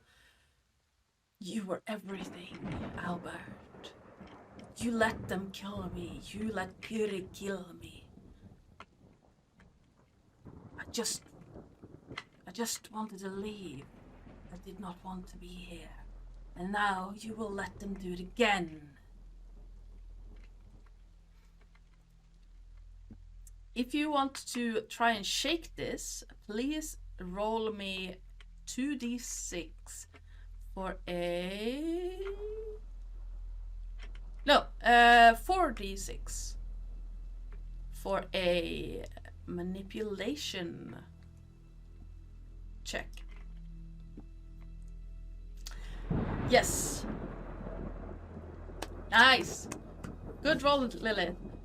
As this voice just builds in your head and that image of this man standing in front of you, this old man standing in front of you trying to kill you, you realize that no, this is wrong. You have just met this guy. Like, why would he try to kill you? Who's Albert? Like, seriously, you don't know any Albert. And why would you be in love with someone you don't know? And with that, this strangling, choking, stinging feeling in your throat and chest seems to just pull out, fade out of you with a rush. As you manage to get a success against being enthralled.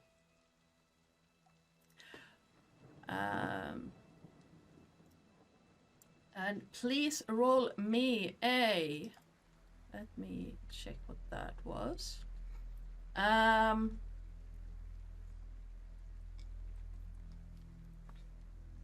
I am terribly sorry. I am having acid. Please, anyone, Moonstar, Lilith, or Terrace, or anyone who wants. Let's see. Terrace, if you're still... No, wait. Carnis, you're still there, right? Please roll me 3... You're not here. Okay.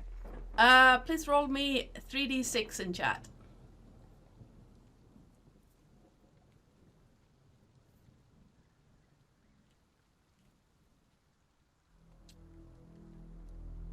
Oof. Yeah, big oof. You now have 1 fear point.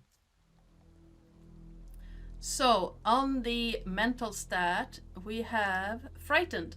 You are currently frightened by this whole situation. That means that all mental checks are going to have 1 less die, unfortunately. If I understand the rules right, you will have 1 less die for all mental checks.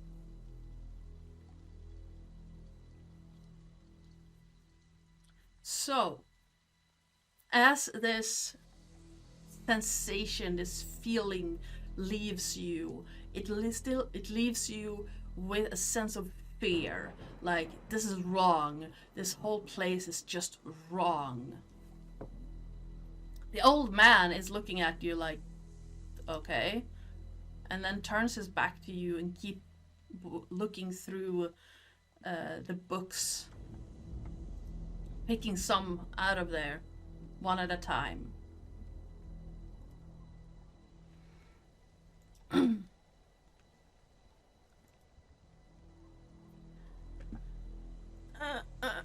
Let me see.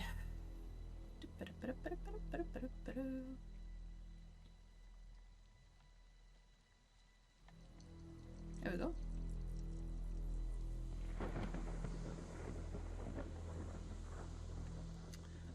It looks to be someone who really likes books. If you look at the books themselves, you do manage to find what looks like a diary or a journal. And if you flip through it, you can find the name Nora in there. It doesn't really tell you anything per se. But if you want, you can read through it to see if you find any clues. Or you can keep looking at the books themselves, because there are a lot of books here.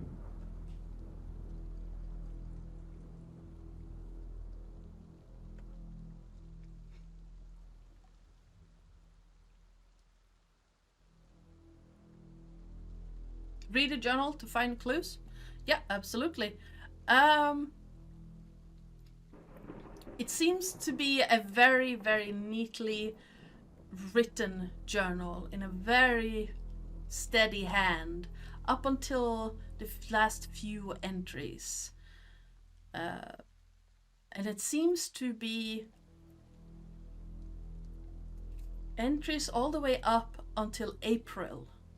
It is currently October.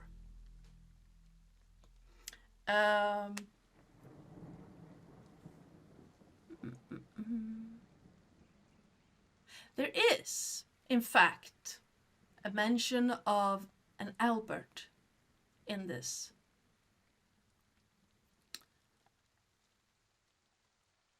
But it is strange.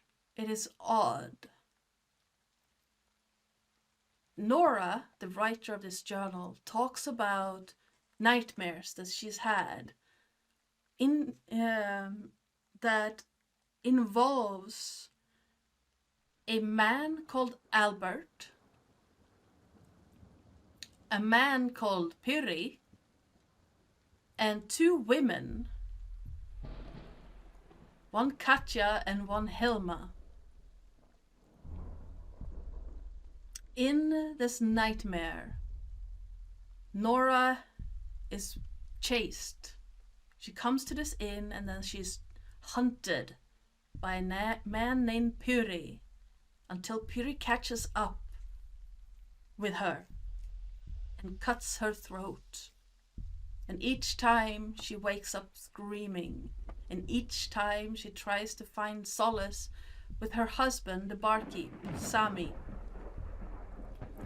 And each time Sami tells her to stop bringing her nonsense to him.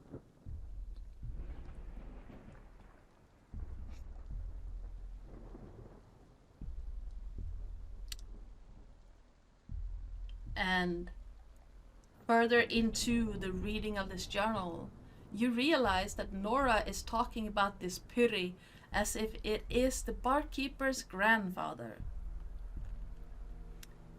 Sami, the barkeeper, his grandfather was named Pyri, and he owned this inn. In the nightmares, she is murdered by Pyri.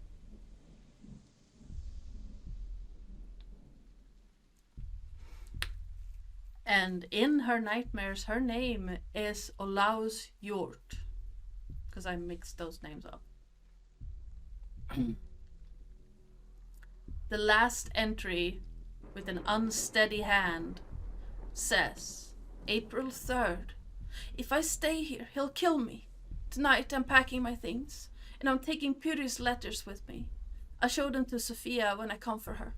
Perhaps we will return to the Witch Cat one day, when Sami has died or come to his senses. Then we can go looking for ghosts together.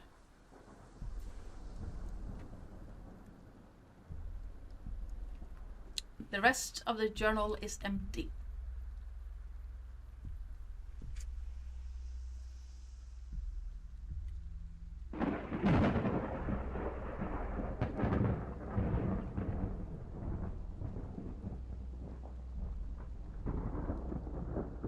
Well, it would seem that they are ghost hunters, yes, Lilith. And, by extension, it seems that you are right now as well.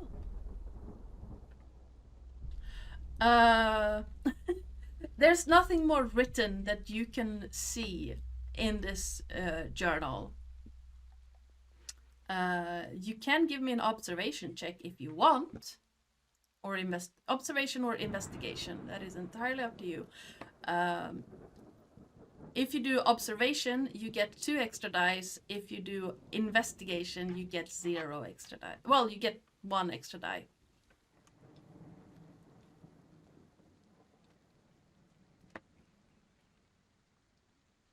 The base die is 1d6. So you either get 2d6 or 3d6, depending. Well, 2 or 3. And you have to hit a 6 to succeed.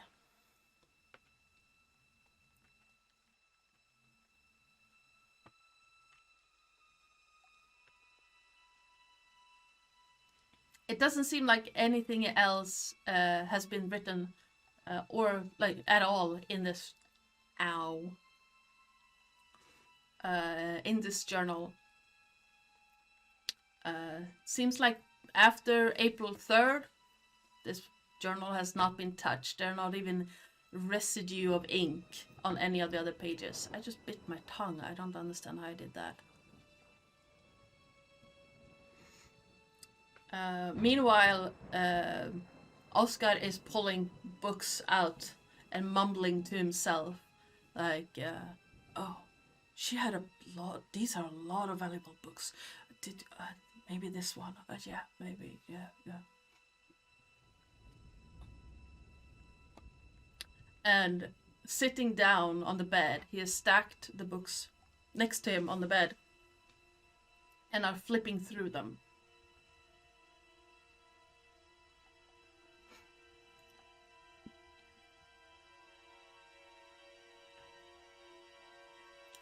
And once again, the inn is very, very quiet. Too quiet. You don't hear any slamming of pots or pans or doors, no talking, no creaking of floorboards. There's no other sound than flipping pages and the creaking of a bed. and the storm outside.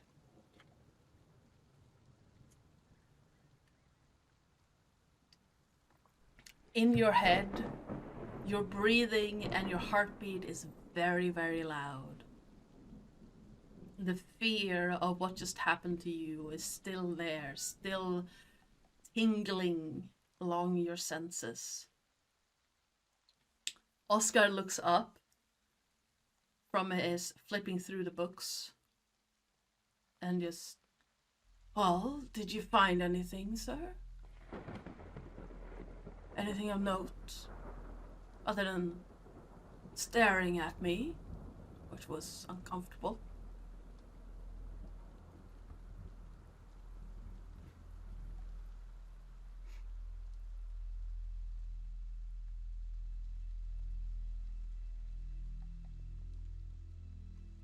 What would you like to do? You still have the option of running out into the storm. Tell me about the content. Okay. Frey walks over to the bed and sits down. And, well, this journal here speaks of a Nora who had nightmares about this being hunted by this name Piri and by an Albert. Possibly the Albert I keep hearing about. An Albert, you say? And Piri. Yeah, Piri was the owner, the first owner of this place. Yeah, this journal speaks of him as the current owner's grandfather. Yes, that's how I understand it. Killed, you say? Yes. It seems that this Piri killed whoever was causing the dreams. Does this mean anything to you? Well, it seems that I'm going to go out on a limb here and say this Nora was the person who had this room, considering that her journal was here. And that she was very interested in the occult.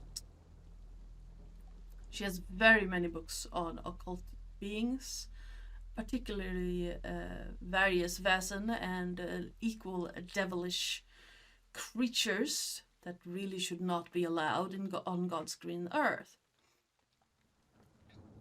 I personally have a dream of eradicating all of them from existence, but I am but one man, and I do not have God's great power.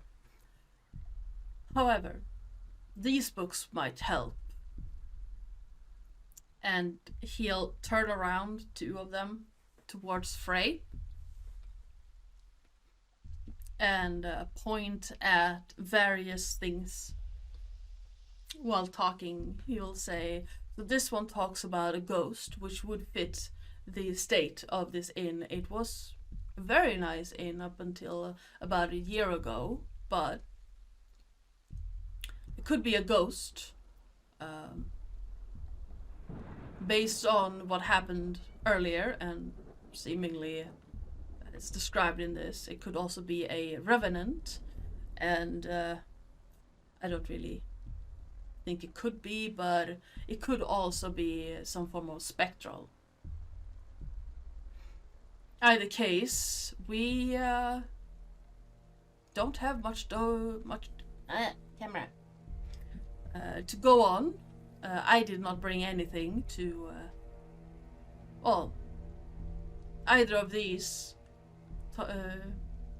need consecrate, the Revenant and the Ghost need consecrated ground to find rest. The Spectral, you're a little bit out of luck on that one. I don't know much about it, but if it's a Ghost or a Revenant, either we can solve the issue that brought them to life, find their bodies and burn them, or bury them in consecrated ground.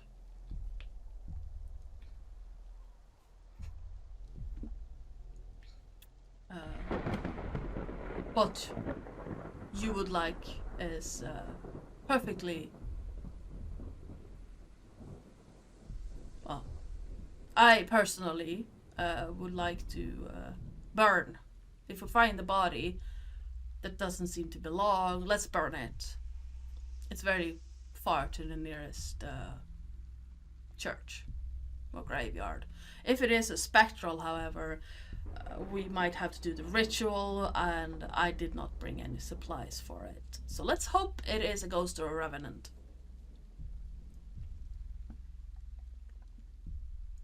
Learning about this, what would you like to do? My hair's being weird. Let me check up on what the thing you need for a spectral is. Because I'm... Spiritus, not spectral.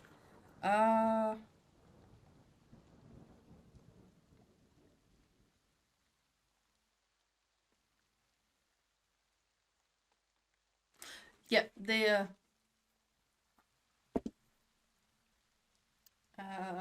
Oscar thinks for a moment and... to get rid of the Spiritus, whoever it's bound to needs to dedicate themselves to the church full time for the rest of their life.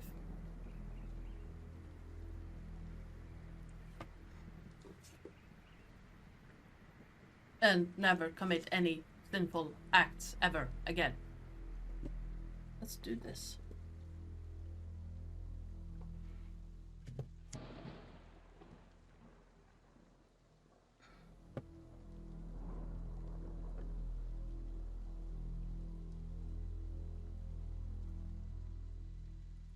So, any one of you want to decide what you would like to do next?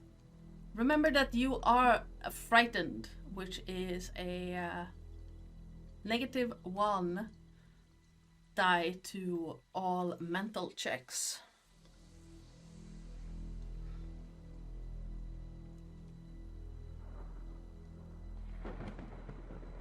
I don't think we've heard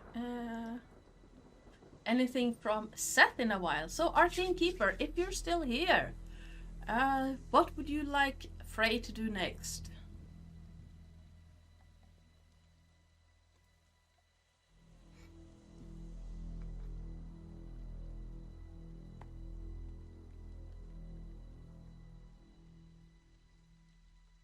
The old man is gonna keep flipping through the books to try and find out more information about what you are possibly up against.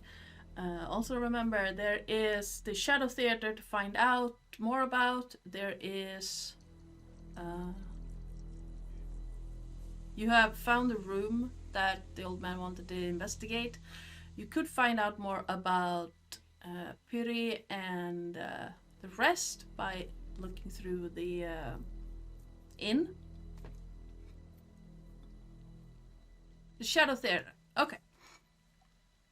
Oh, and you still have the piece of paper in your belt. Frey looks over and checks like along the walls, shivering a little bit as that water droplet is finally soaked up by his shirt. And tilting his head, he said, "Well, I heard there was going to be a Shadow Theater here somewhere. The, oh, I do not remember his name. One of the young men downstairs talked about it. Perhaps we should try and find that one. He did mention that the owner's daughter had built it, but where she got the skill from, he had no idea." Thank you so much for being here, Mooney. I appreciate you being here for this stream and for the amazing game yesterday. Please, if you haven't, please check out the VOD of yesterday's game. It was a lot of fun. And Mooney is one of my precious players. She's playing an adorable little rock gnome. But yeah. A Shadow Theater, you say? I did hear about one of them. Sophia, the owner's daughter, gave me this flyer, and he holds it out and looks at it. And what does the flyer say? The flyer says the following: Dance of Dreams, a shadow play of horror, murder, and revenge. Let yourself be enraptured and terrified by shadow theater with clockwork as amazing as that of the master's constructions on the continent. Watch as evil smiles, good people go to their doom, and spirits come to life.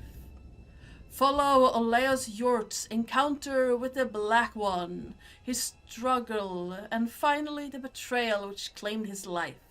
Hear the tunes of the enchanted flute that sends souls dancing to hell. The show will premiere shortly at the Witch Cat Inn, not for the faint of heart.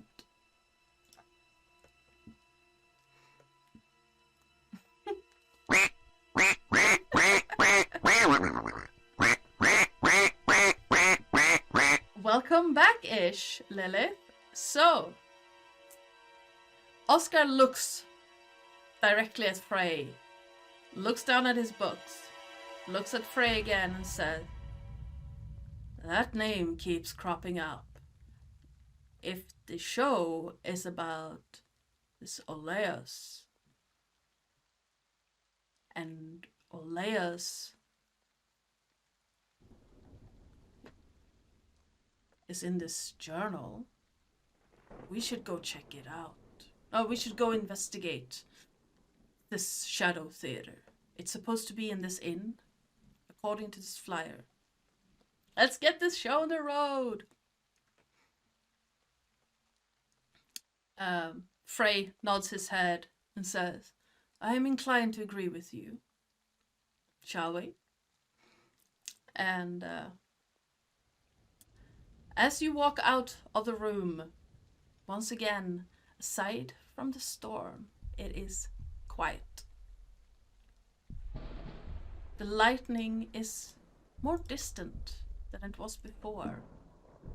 The raining seems to have gone down to a soft patter, still heavy, but not as thundering. And there's no other sound at all. You don't hear anything from other rooms. You can hear your heart beating in your head. You can hear the breathing of the old man next to you. Your own heart beating fast.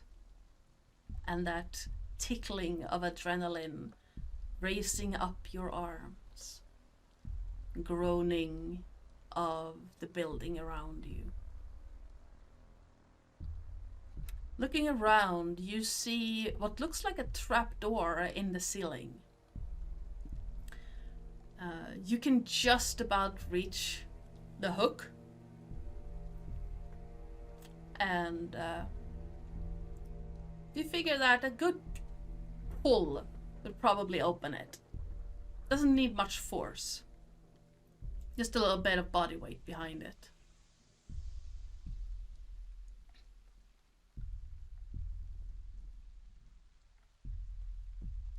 And then a shriek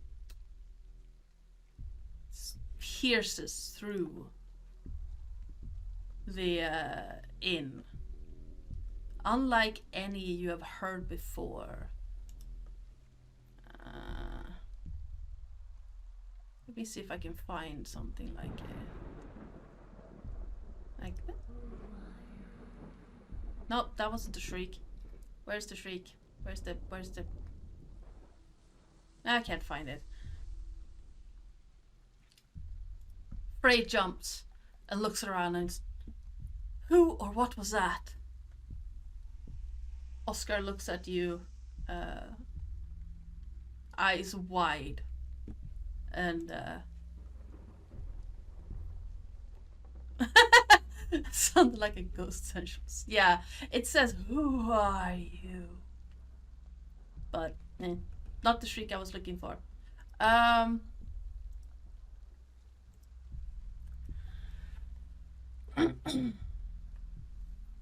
it seemed to have like come from the walls themselves of this inn, enveloping the two of you, and then um, fading back into the floorboards and the walls.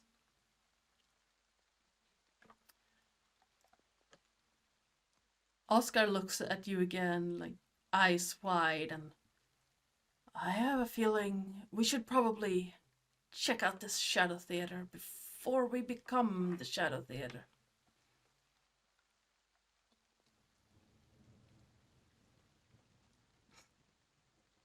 There's a flickering of light around you, and the flames from the lanterns seem to die softly and then come back with a bright blue sheen, casting the entire hallway into a flickering underwater-esque scenery where blue shadows flicker back and forth.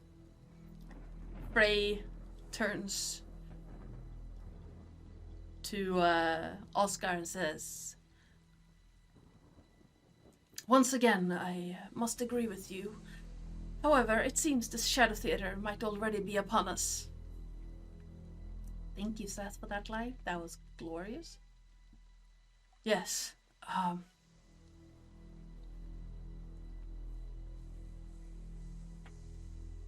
think you could hear my cat. So, do you ascend the trapdoor, or are you going to try and find... Are you going back downstairs, or are you investigating the other rooms?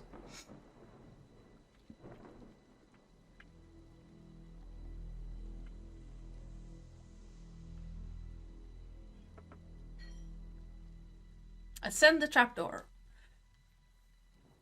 Frey grabs hold of the clasp of the trapdoor, looks at Oscar and says, "Let us ascend the trapdoor then," and then pulls, and you hear that click, and then a ladder slowly shifting down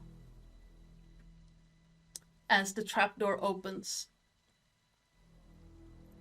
Upstairs, you see more of that blue flickering light moving back and forth, dim and almost dull in a grayish blue color.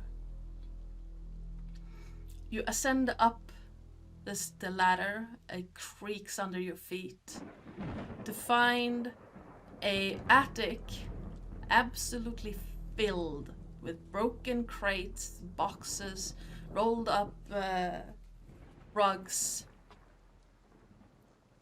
and just random decorations and detritus.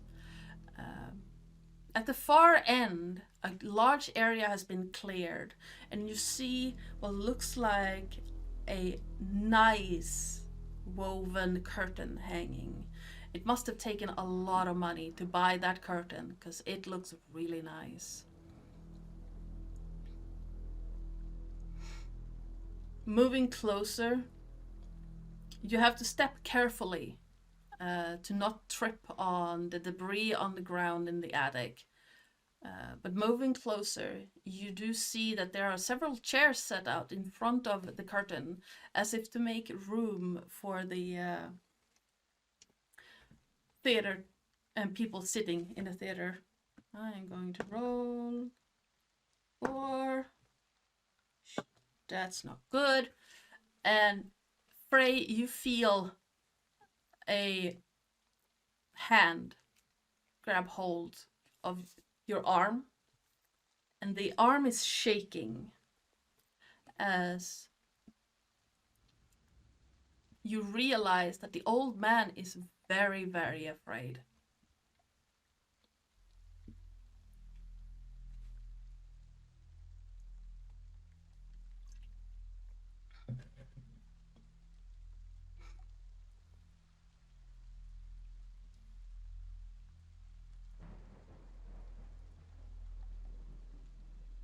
Sitting out.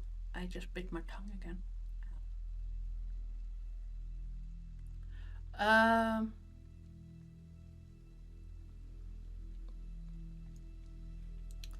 Sitting on one of the chairs is the young woman from the dining room below, the one who'd been cleaning tables and waiting on people. She seems to be looking at notes in her hand and checking things over. And as she hears you approach, she turns around, a little bit meek, a little bit almost scared. But seeing the two of you, she lightens up and straightens up, and a small smile plays across her face. Her eyes are gleaming softly, almost happily. And looking at you, she says, "Oh, have you come to see the show? I built this theater, but no one has been coming to see my show. Father doesn't like it, so I had to hide it in the attic. I do hope he doesn't find it. Not before I can explain to him what I wanted to do with it." Frey just smiles and says, "It looks very lovely. Who are you?" "Oh, I apologies, sirs. Sirs, my name is Sophia. The owner is my father, Sami. He's my father. He doesn't like artsy things, so I had to build this in secret. Would you like to see it? The show I put up? It's not really the. This is my theater. Well, I can put on a performance for you, and you can tell me how I'm doing. The opening night isn't really yet, but maybe some feedback. Only if you want to. You don't have to. Absolutely."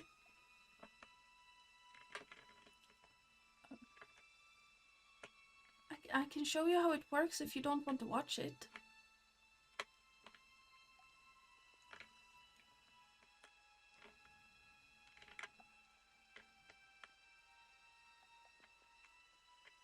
So, do you want to watch the show? Do you want to go back downstairs? Or do you want to check how it works before or instead?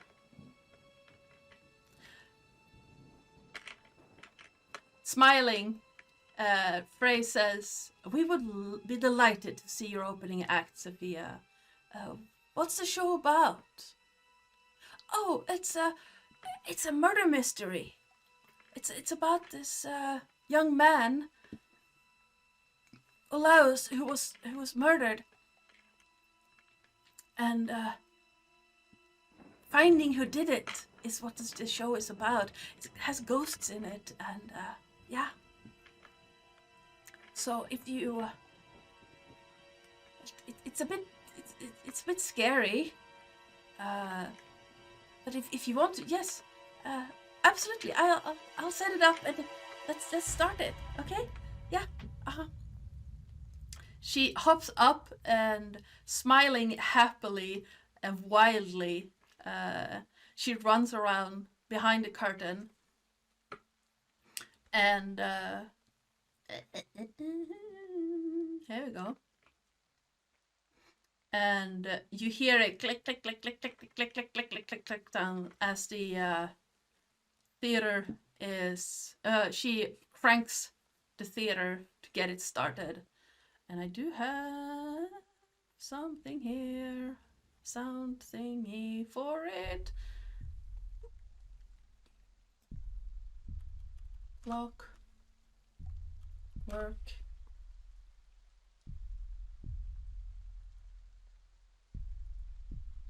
There.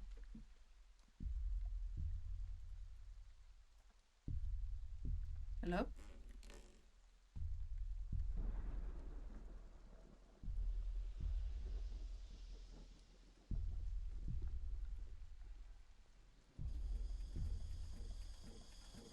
There we go.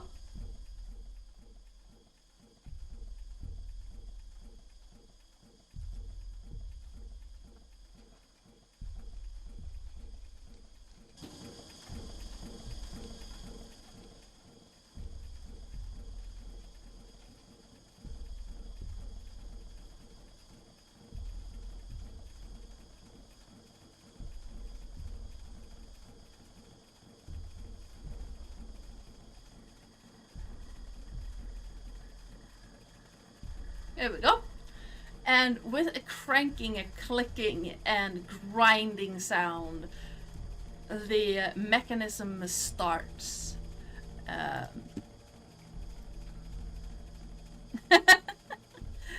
And the curtains slip away, and you see this sheet, like a sheet of fabric, that has been taut from ceiling to floor. Yes, I know. Let me move that out of the way. I would say I'm sorry, but this is a horror game, so I'm not. And Sophia stands up in front of the mechanism as she recites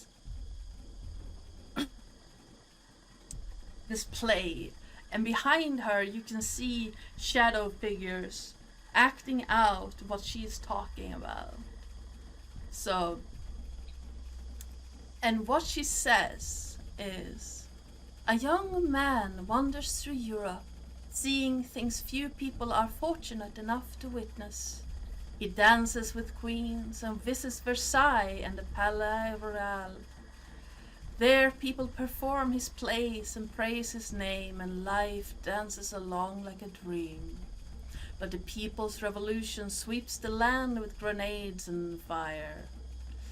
And those who are playing and singing end up dead by the side of the road. The young man flees the song of the guillotine. Our hero returns home to a city in the north. He walks through its gates without shoes, poor and mute. The house where he was born is burnt to ashes, and his family is missing. He kneels by the side of the road, begging for coin, and no one knows that his name was once sung in the palaces of Europe. Suddenly he sees things no one else does, creatures creeping, flying and crawling, as the invisibles reveal themselves to him. When he points them out to others, he is mocked and beaten. A man picks him up from the street and has him bathed and clothed. The man's name is Albert, and his mansion is a place of love and song. Our young hero performs his plays and sings to him for days and nights, and they eat fruit and drink wine. Albert introduces his friends. In the young man's dreams, they're all dancing together, but the dreams lie.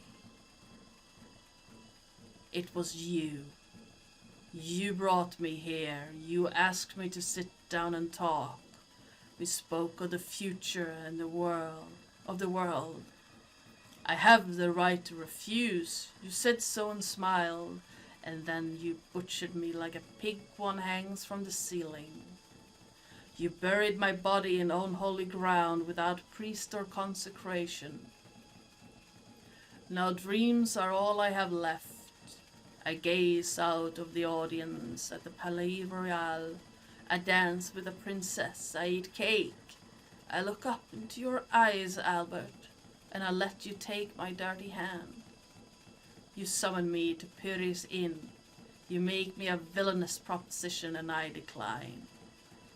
You cut me up. I scream, not wanting to die. At last, you are back. Welcome. As Sophia recites the play, her voice goes darker and fuller with each passing line.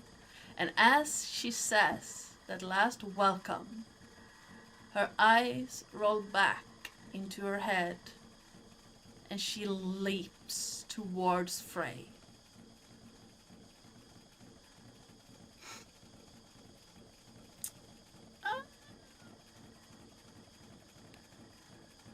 Behind her, hands move through the theater as if one of the shadow figures has become alive and it's crawling out, moving across the stage past Sophia, closer and closer to Frey and Oscar.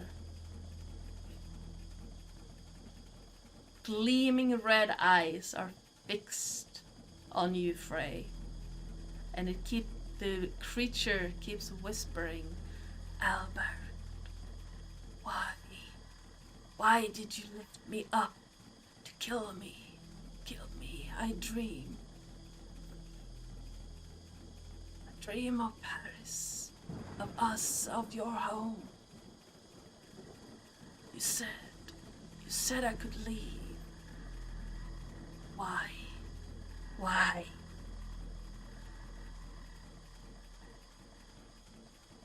What would you like to do?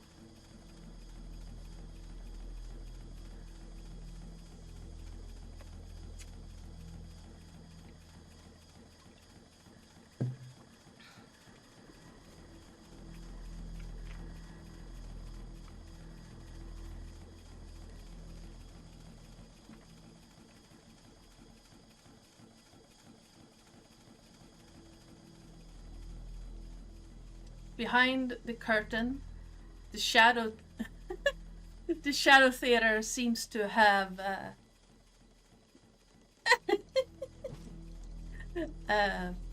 got stuck in a moment of time.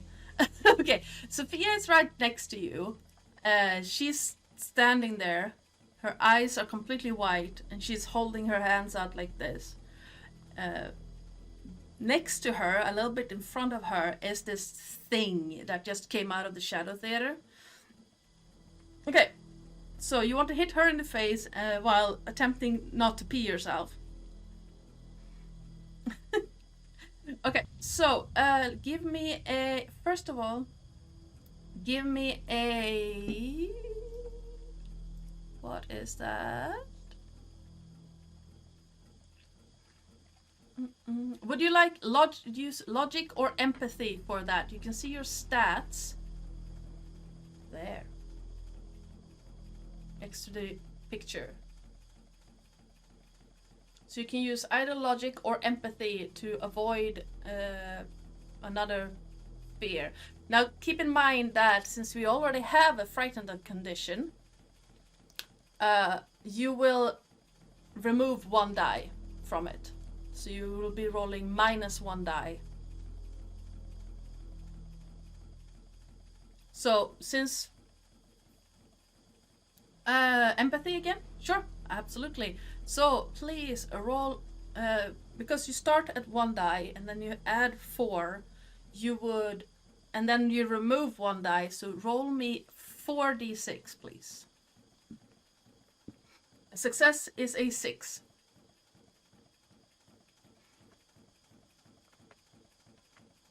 Unfortunately, you are frightened again by this thing. So you can choose either to become angry or hopeless. Angry makes you lash out. Hopeless makes you just crumble and become apathetic. So you can choose either, let me double check that actually. conflicts and injuries.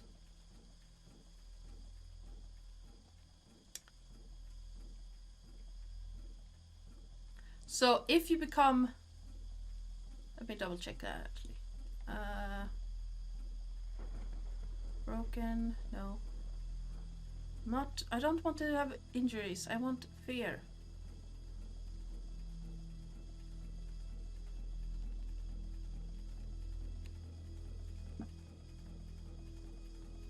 Here we go. Fear, terrified. No, you're frightened, so... Why is it fear and then explosions? Piss off.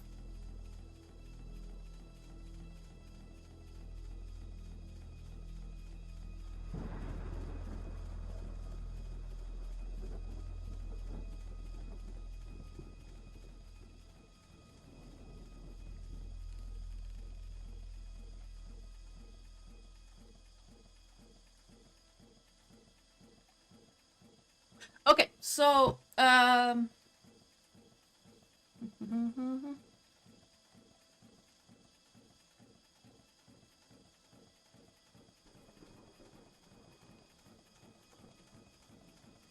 okay, so you are now terrified. Please roll me a d6.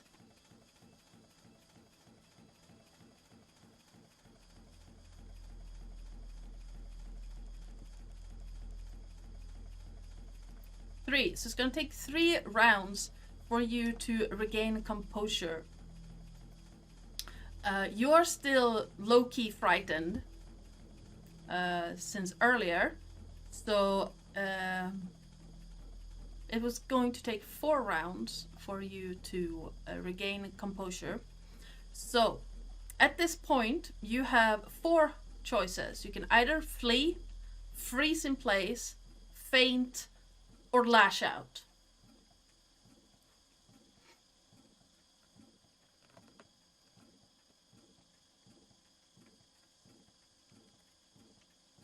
And since Lilith said hit her in the face, you could lash out and hit the girl in the face. Because she's pretty close to you. Whoops. Okay, yeah, sure. Now I'm going. You you don't really have that much strength, so for close combat, which is this gonna be, please roll me a single d6 because you have no points in close combat. You chose to be a ranged combat person, so you are going to smack, but hitting is gonna be difficult. So, anyone? Teres, roll me a d6, please.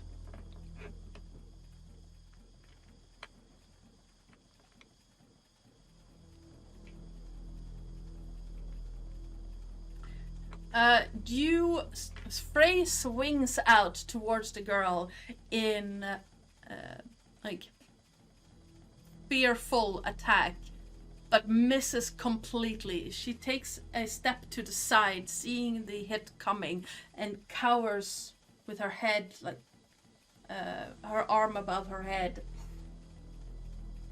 The creature moves closer to you, and is going to... What is it going to do? Is it going to do anything? Let me double check what he does.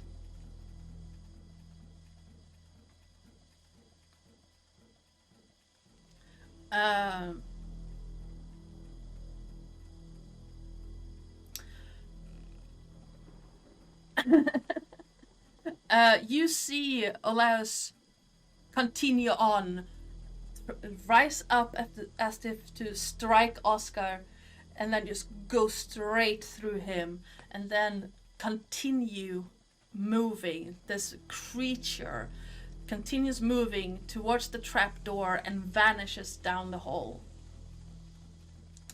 As he vanishes,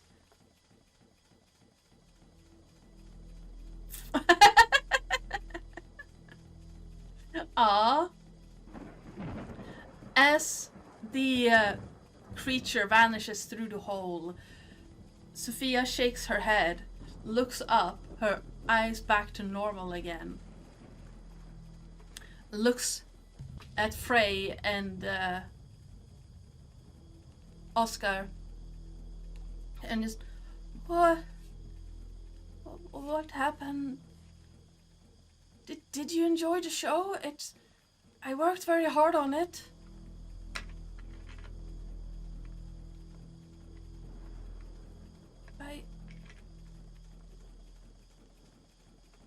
Maybe not. Why are you staring at me?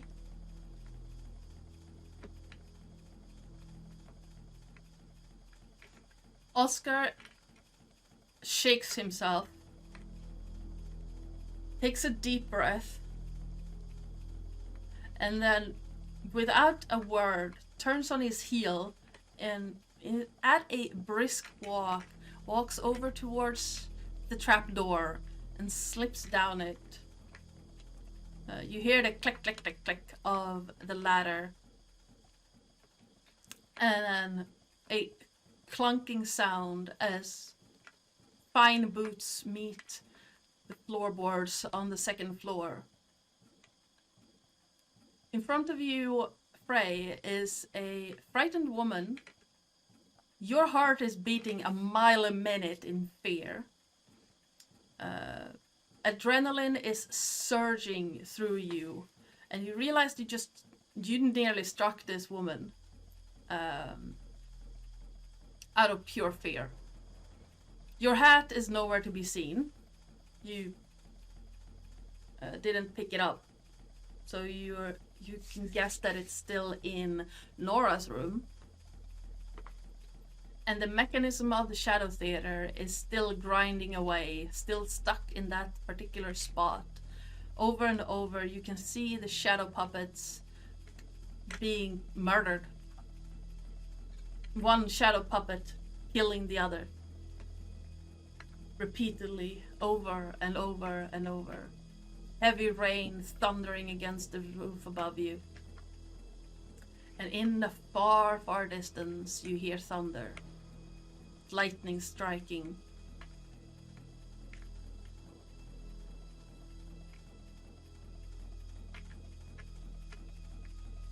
What would you like to do?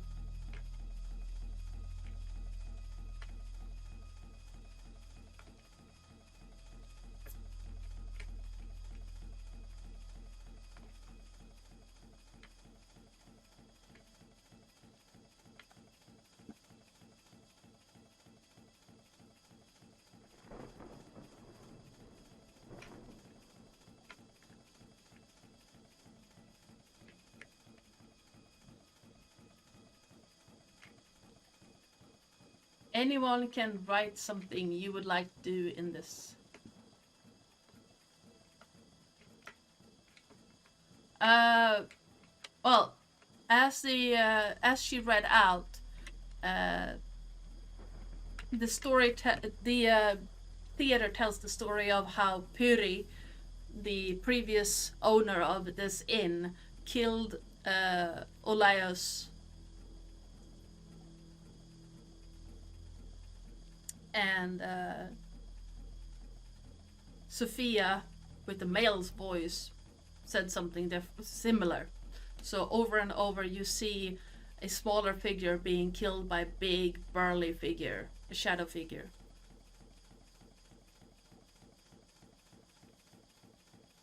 It is also at the end of the shadow play, and the mechanism for the shadow play seems to be stuck. So you hear that grinding tick tick tick tick tick tick tick sound of metal being stuck.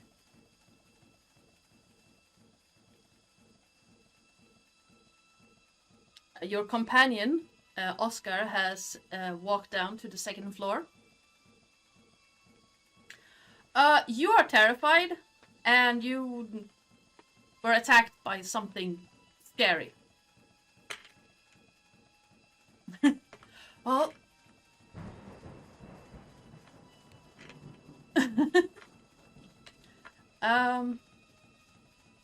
knowing what you know about various creatures from being raised by Fae, you are in a lot of danger.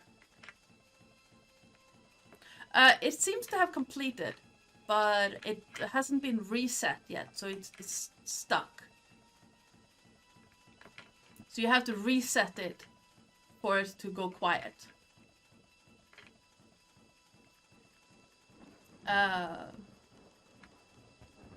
Frey sighs and chuckles a little bit and, well, that was a scary play. The flyer wasn't lying. Pretty advanced too.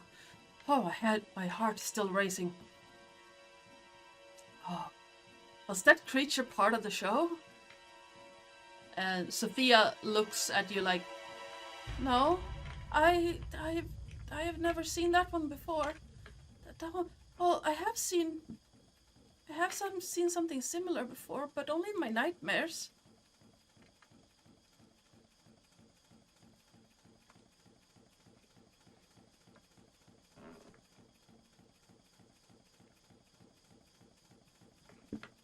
And yeah, she shakes herself and, as if waking from a dream, quickly walks around behind the curtains, and you hear a grinding sound as if several cogs coming to a stop at once.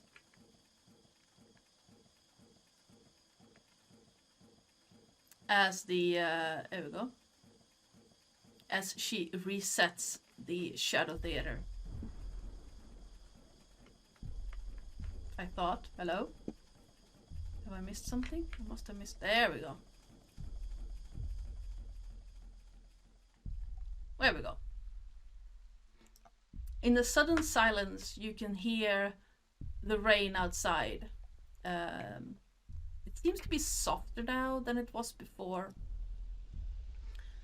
And the thunderstorm seems to be further away. There's still that whispering, creaking sound from the building itself. And if you listen carefully, you can hear the steps of boots on wood as Oscar is moving around downstairs. Other than that, it's pretty quiet. The blue flames are still around. Dim light permeating everything. Frey, your heart is finally slowing down. There's still that lingering feeling, sensation of dread, but the immediate terror has faded. You can feel your skin and muscles itching with adrenaline.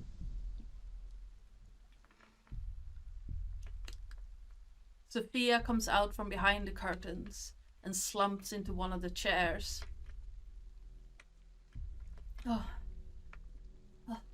it always takes a lot out of me to run that.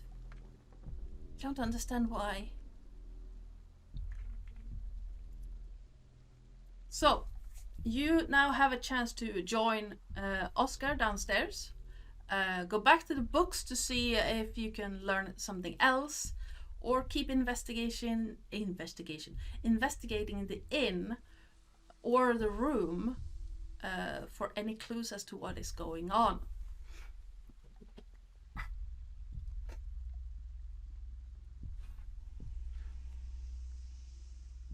What would you like to do?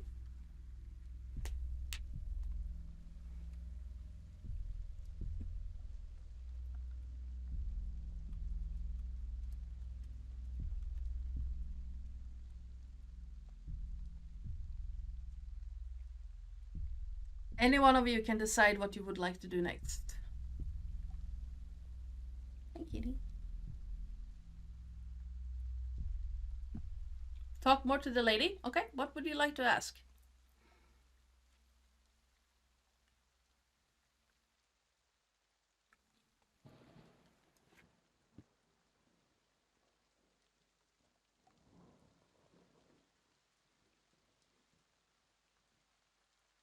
Okay, yep.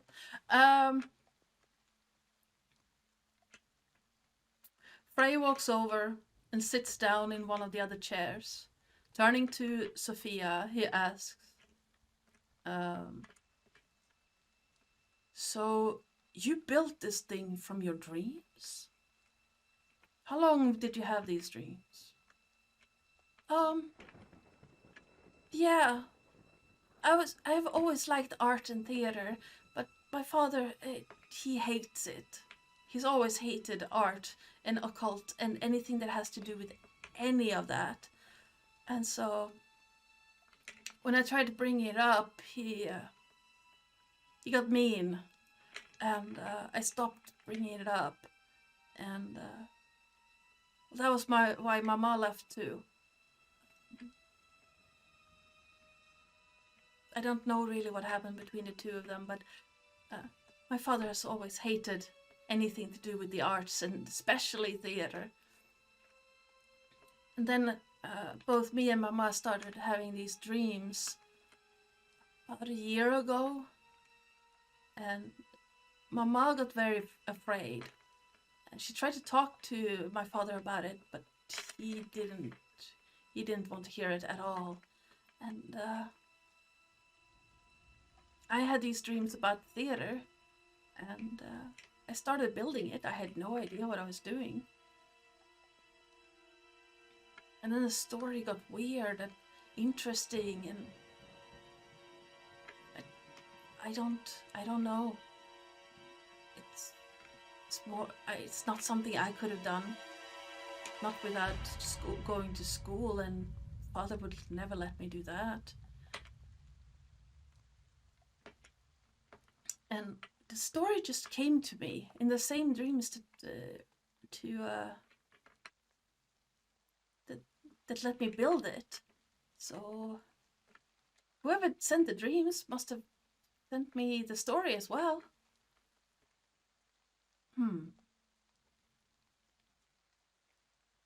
Can you tell me what happened after the story ended? Well, I was standing on the stage, and then I was standing next to you, holding my arms up.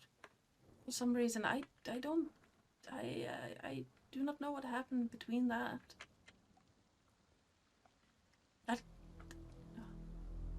That's very unusual.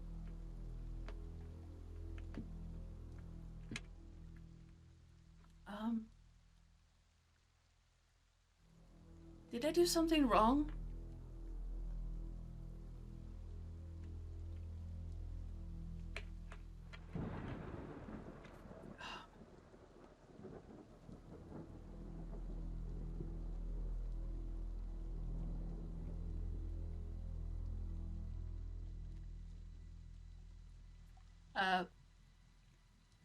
Frey looks at her and just, no, you did not do anything wrong. We'll fix this, I think. Or maybe Oscar will. Maybe. Well, I don't really know anything other than the inn has been falling apart and father wants me to take over it. Learning about all of this, what would you like to do? Chat? What does Frey want to do with this new knowledge?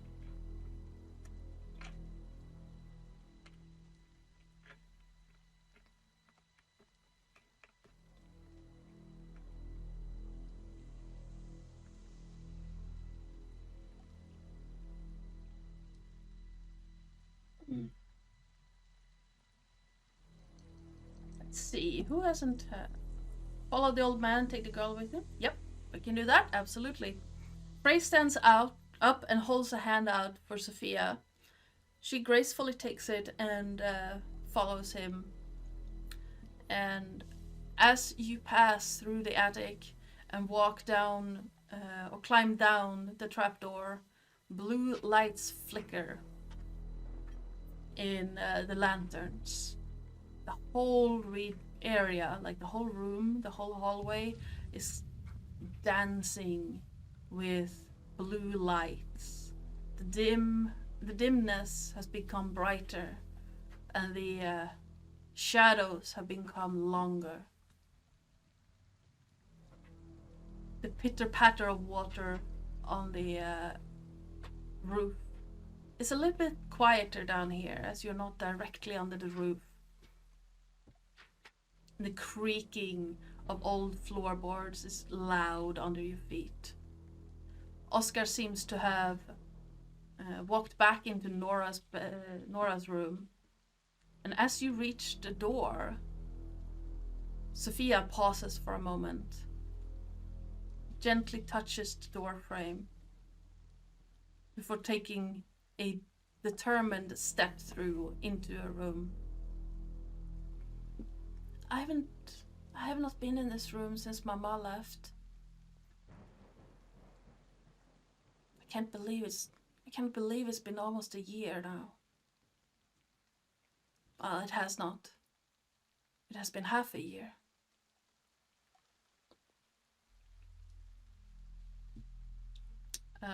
Oscar is once again sitting on the bed, rifling through the books.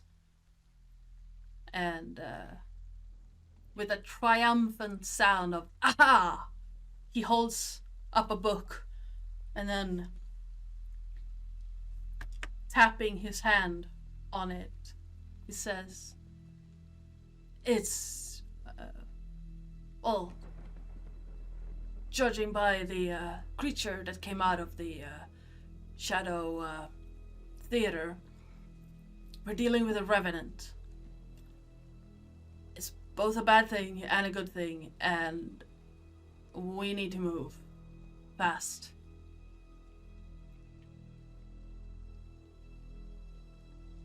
Sophia looks at him like he's speaking a completely different language. She has no idea what he is talking about. Oscar hands over the book to you with the page on revenants.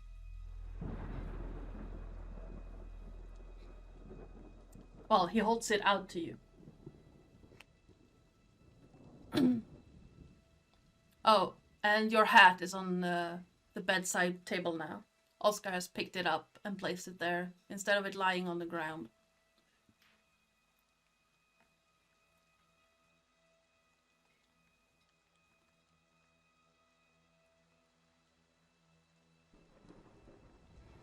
Now, let's see.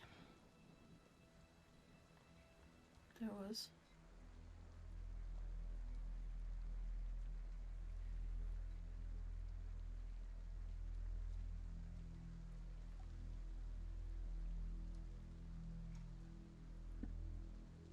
At this point, what would you like to do? I'm going to do something.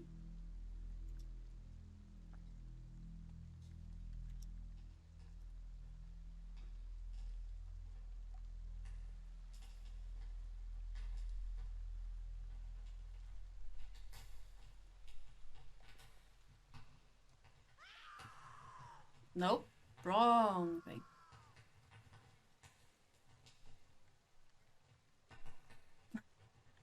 Sleep well, Terrace. Do you want to add what you would like to do, what Frey would like to do before taking naps?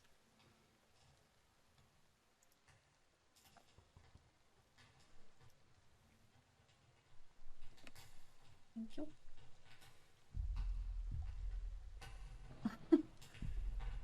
Well, they were attacked by something that Oscar thinks is a revenant. That is fair, Terrace. That is fair. Seth or Lilith, if you're Seth, if you're still there, would you like to tell us what Frey does? Otherwise, Lilith or Karnis.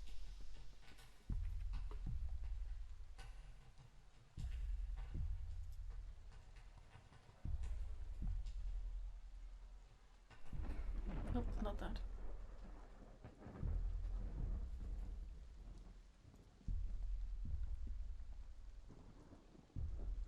A revenant.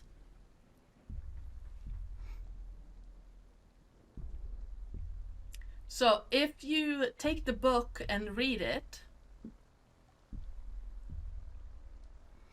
I can read out what it says for you. I need to find something first. Yeah, okay.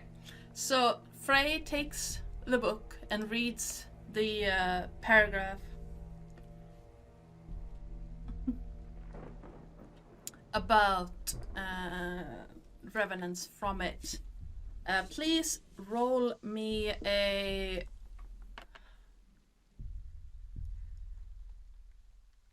Please roll me 5... I think it's 5. No, it's 3. 3 d6s.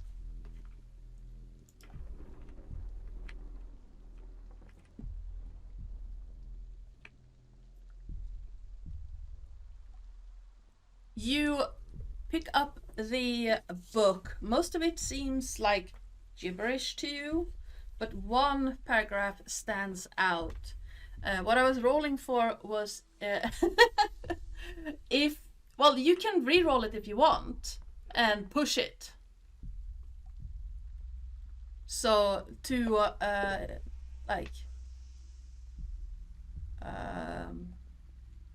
retain this information afterwards.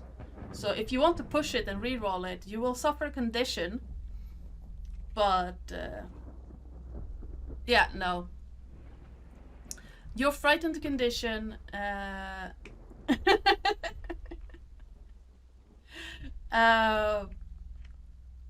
makes it hard for you to understand the information. You take it in, but it's very hard to keep it in your mind.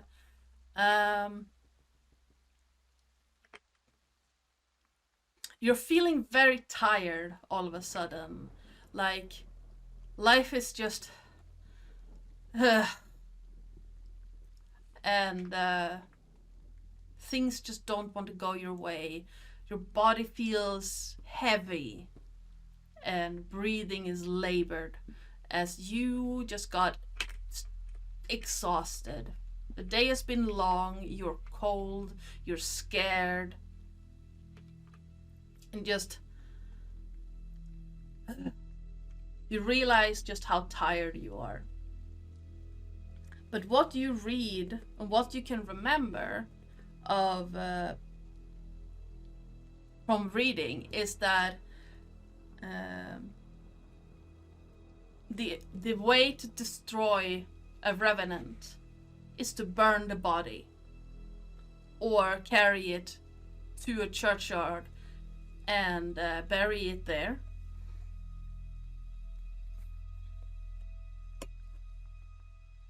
And in your tired state, the idea of carrying someone's body for 2 kilometers to the nearest churchyard is just not appealing.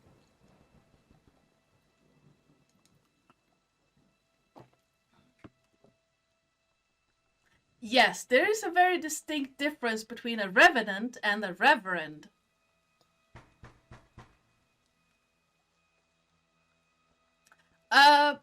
A revenant comes from someone who has not been buried in consecrated ground. So, seeing that this revenant is apparently haunting the inn, the logical deduction would be that it's buried somewhere here. And you can either burn the body or bury it in a churchyard, a consecrated ground.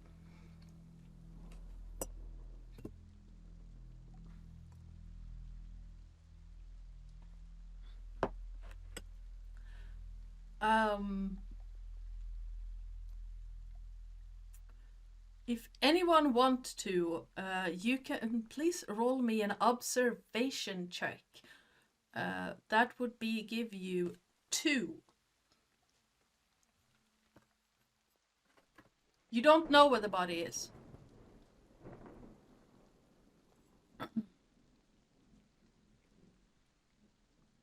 Nice! Your observation check really works.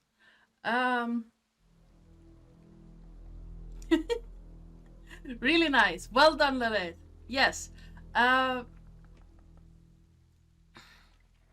Looking around, you see that the lights have gone even brighter.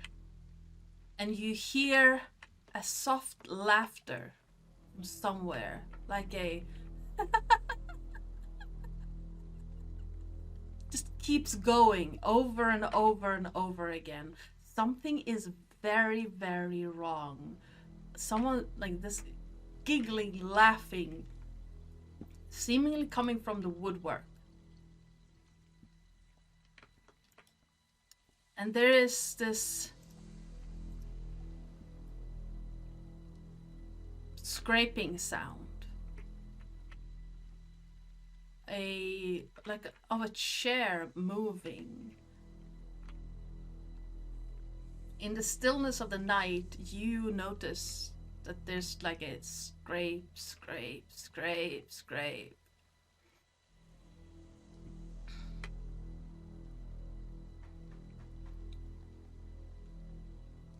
And are those footsteps dragging along?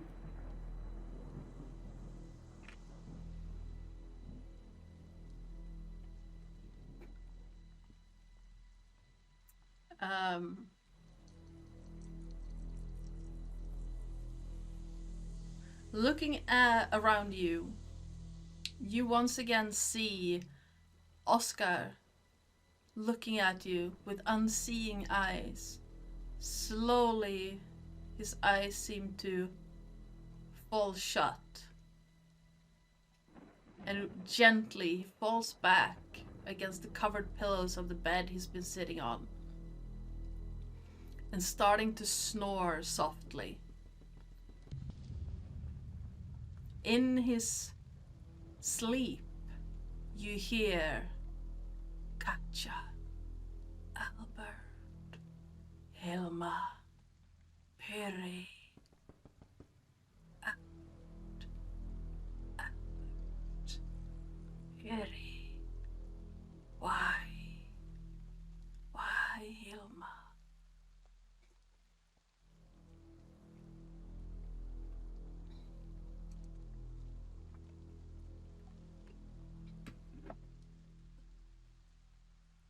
What would you like to do?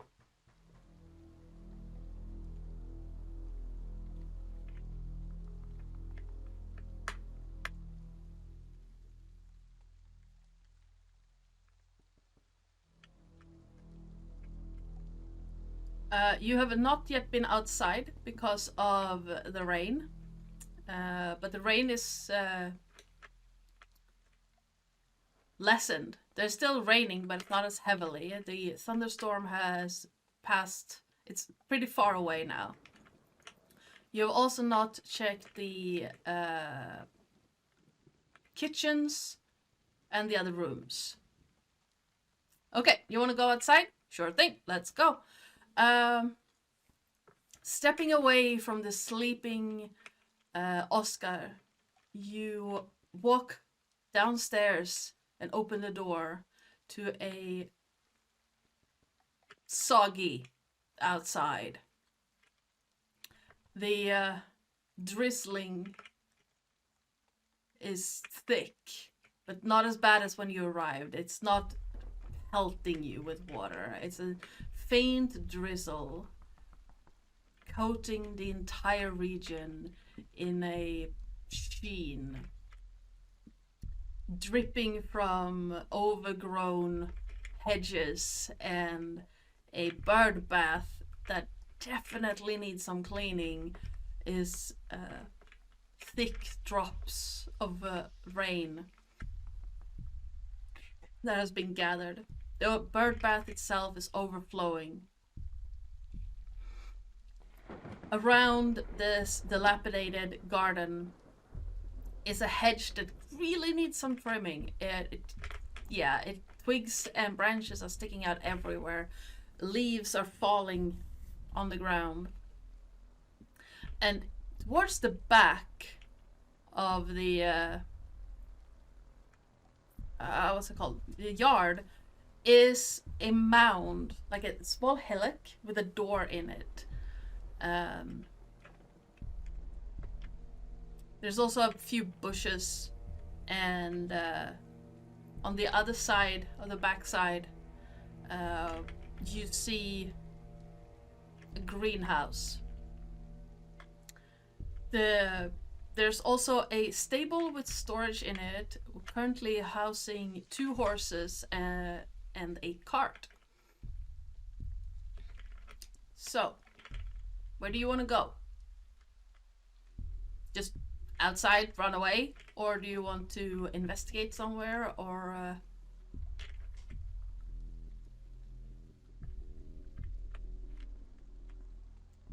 do you want to bring a light? Because it's very dark and you're human. It's not that dark though. You could, if you wait a while, your eyes will adjust enough for you to be able to see. But yeah, you can easily grab one of the lanterns from the stable. I can post a map for you on the Discord. So let me... I said select, thank you, copy. And yes, I will post a map for you on the Discord. In the TTRPG channel. So I thought... There we go.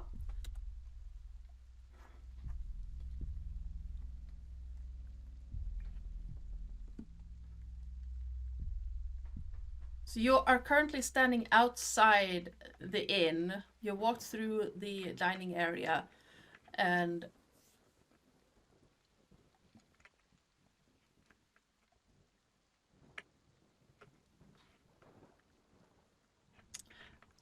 our Discord, my Discord server, our Discord server.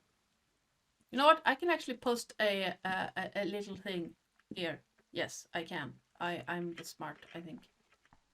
Can I just copy or post this in here? Don't know how that works. Can I just paste? I can't. I would have to save that. I can't save that. Anywho. So, when you step outside of the dining room, to your left is the stables. Well, if you're facing the inn, to your right you have stables with the storage, and then a path, thank you, down to the back garden. If you walk that way, you can look straight towards a root cellar. And if you continue around the house, you find a greenhouse or conservatory and a bunch of fruit trees. And in front of you are also a bird bath and some bushes. Grabbing a lantern from the stables, you light it and it shines across the muddy and wet path that leads up to the root cellar.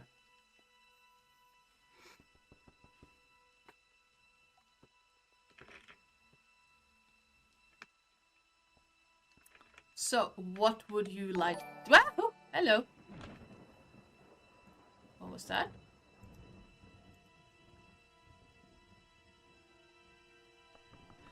Thank you so much for the follow, Kate, and welcome on in.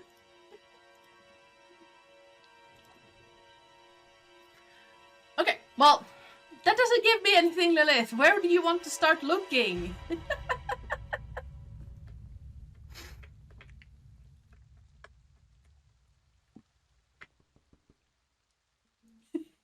I don't know how to turn that off, Kate. Otherwise I would have. But yes, thank you. Okay, so you walk down to the backyard. You walk past the bird bath and the overgrown bushes.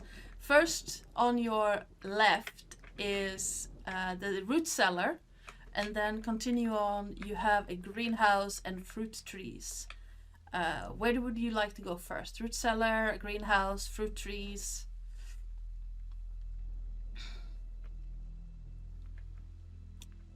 The rain is... Okay, you want to check the trees. Right, okay.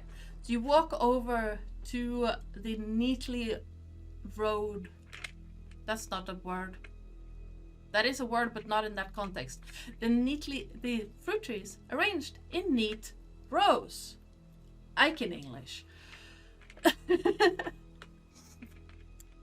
Long shadows are cast from your lantern as the light passes over the trees. Please give me a observation or investigation check. Kate, if you want to, you can also be part of it. You see the stats for a character over on that side. And so you can choose if you want to use observation or investigation. Those are the numbers of dice you can roll, and a 6 is a success in you noticing something. That's just if you want to. Otherwise, I hand it over to someone else who would also like to. Yes, so exclamation point roll space 3d6 if you want to roll the observation. No, it's 2 because you have -1 to mental stuff because you are frightened. So 2d6. So exclamation point roll space 2d6. Yeah, 2d6 exactly.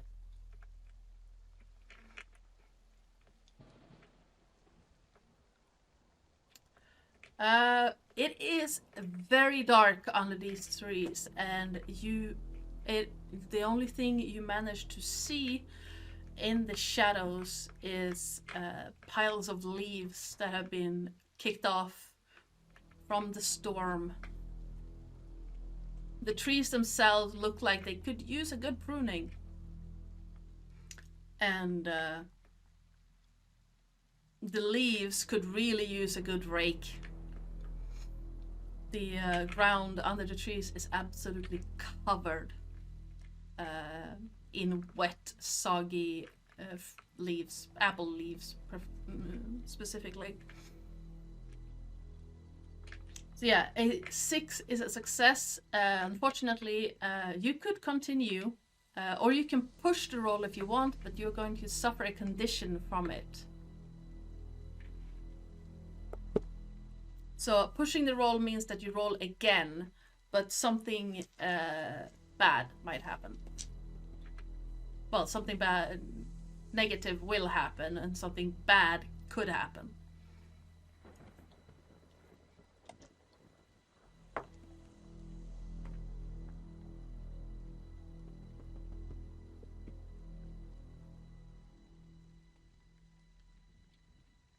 But it is up to you to decide because you play Frey. No, chat plays Frey.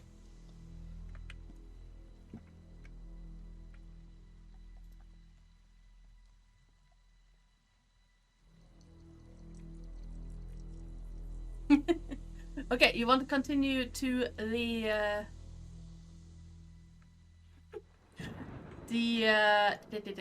what did I call it? The conservatory? The conservatory looks like a greenhouse. Plants, more or less overgrown, covers the area, and a lot of them have withered and died. There is a heavy scent of rotting leaves and fruits inside here. And the lantern spills out all over the region. Yes, decay. There's a leaf, like a leaf matter decay scent. You don't really get a scent of dead animals, luckily. But if you would like to make an observation or investigation check, let's see it. Sophia is going to hold the lantern for you. So if you want, you can add a d6 to the roll. I do believe that is how that works. Yes.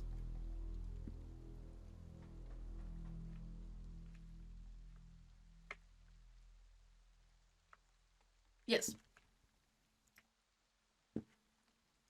So please roll me 4d6. Thank you for the lurk, Kate. I appreciate it.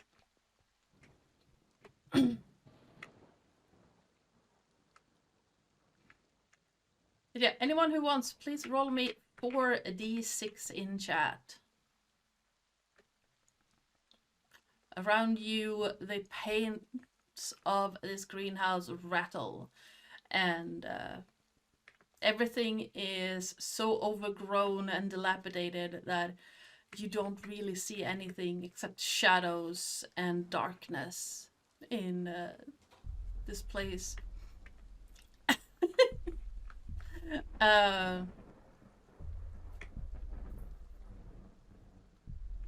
Walking around, because you were really close with one, there is, like, someone has moved stuff around here after it became run down and decaying.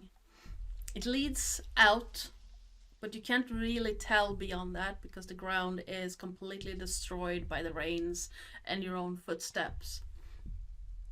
But something has been dragged from the conservatory out into the garden.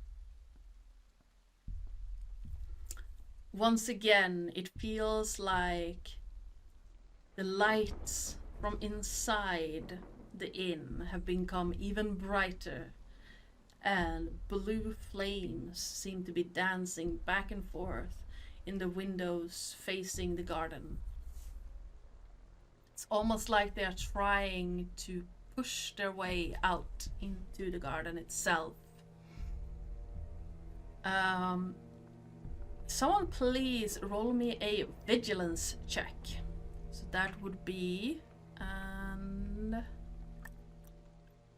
logic. So you get 3d6.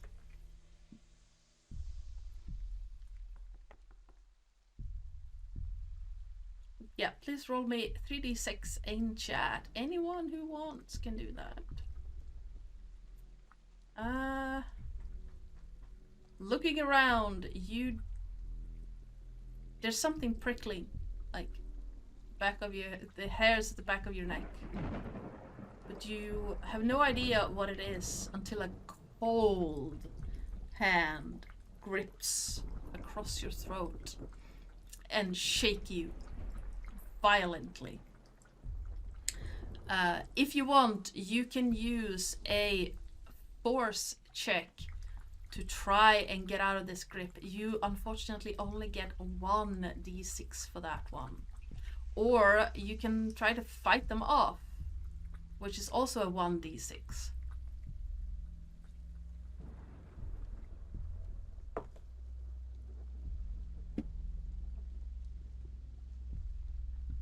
Unfortunately, the grip around your throat is firm, and the shaking is really, really bad. Now let's see. Actions in combat.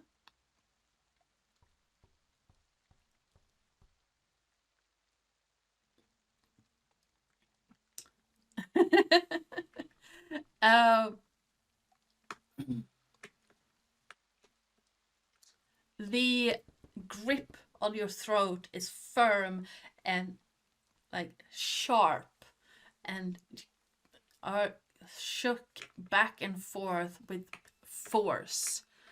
And let me see what it does.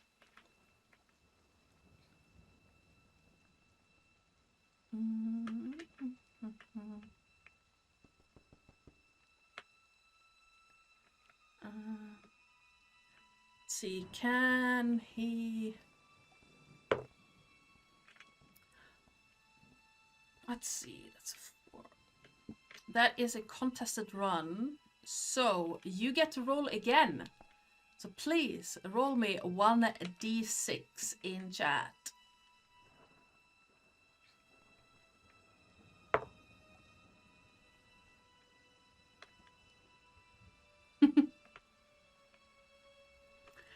The shaking becomes even more vigorous, and your head is starting to hurt. And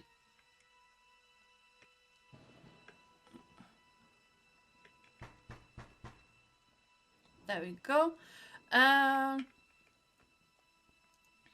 let's see. And then suddenly the grip vanishes and the presence is gone. You feel like you have a hard time breathing, and like your breath wheezes out of your throat, giving you 1 negative die to your stealth checks. It's also hard to swallow, and Sophia is staring at you like she's about to wet herself. Let's see if she... I need you to please roll me a 4d4s. No, not 4d4s. 4d6 against fear.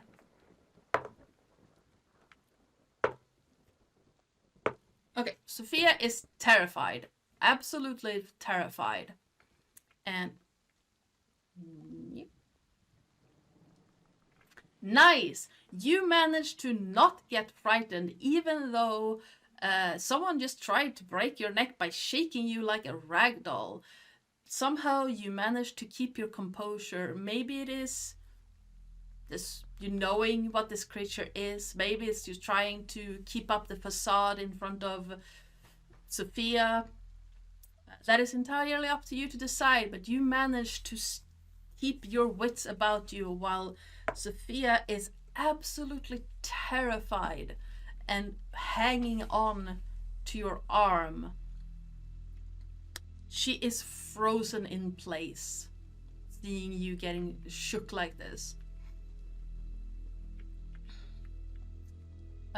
You're standing just in the doorway to the conservatory.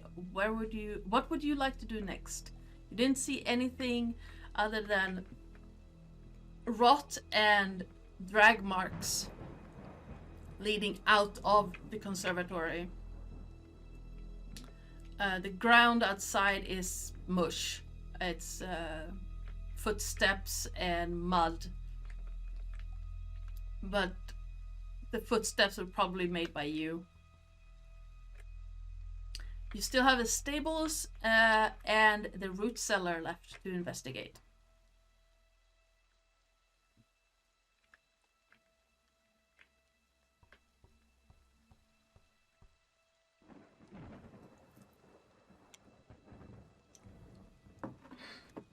Pulling yourself up, Frey, you look at Sophia, who is shaking in her boots, and you slowly make your way over to the cellar. It is dark, it is wet, the wind is howling around you. I would follow the drag marks pullings. Yes, absolutely. Please roll me a manipulation check. So 3... no, 2d6 to try and shake her out of it. She will snap out of it in 3 rounds, but if you want to shake her out of it now, please roll me 2d6. Unfortunately, you're not entirely successful, but you're almost there. Like, she looks at you and she takes a slow step after slow. Like, you manage to shake her out of it enough so that she's not frozen in place anymore, but she's still terrified. Even though she's walking alongside you, she's moving instead of just standing still. So, but she's following your lead, clinging onto your arm. And from inside, you start hearing. Yeah, I feel you, Seth. The digital dice have not been nice to me for the past few weeks. The mud clings to your boots as you move towards the root cellar, and the light spilling from the inn leaves long tendrils, almost like grasping nails, grasping claws of blue light across the lawn. Light from inside is very, very bright, and you start hearing murmurs of names. You hear Albert, Katja, Peri, Helma, as if from several voices, several throats, several vocal folds making sounds. And then you hear footsteps in the mud, dragging slowly, squishing the grass and the ground with each step. It's faint, far away, and as you reach the root cellar, you see the door slightly open. The lantern shines a faint ray of light into it, and you can see rows of crates in the root cellar. There's also a shovel inside the root cellar, the metal blade glinting in the light from your lantern. Sophia is still clinging onto your arm, shaking as she is.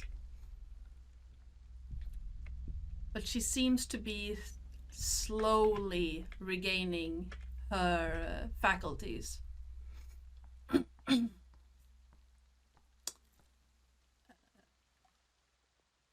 What would you like to do? Do you leave Sophia outside? Do you take her inside? Do you crawl into the cellar, walk in, sneak in? What would you like to do?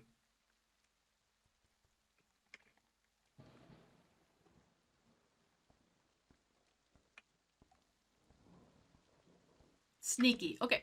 Give me a stealth check with 3 dice. 3d6. No, wait. 2d6, because you get -1 to stealth because throat fucked up, and -1 because you're exhausted. So, ouch. Totally not the fudged.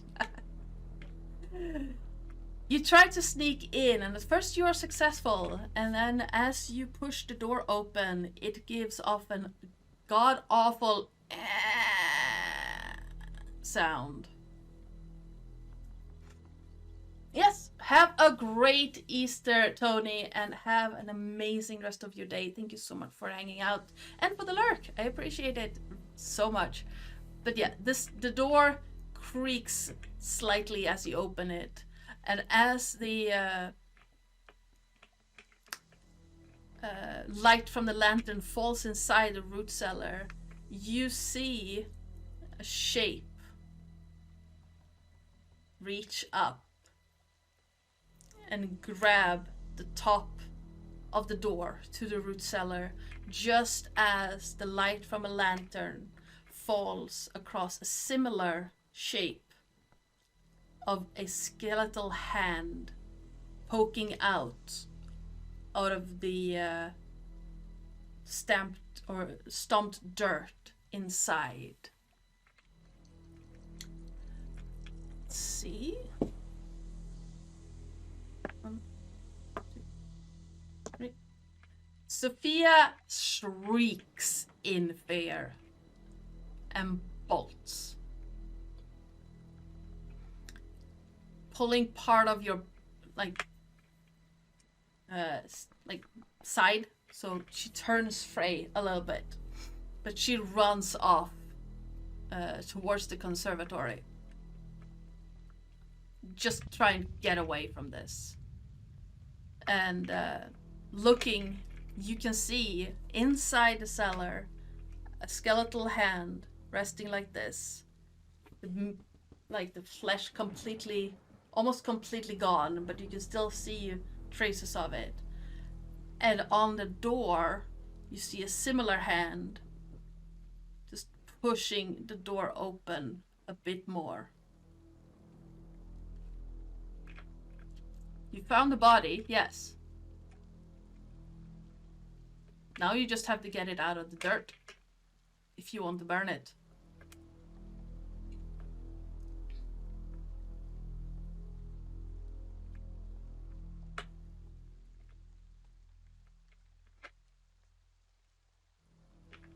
You have a shovel, a lantern, and a revenant hanging on the door. What would you like to do?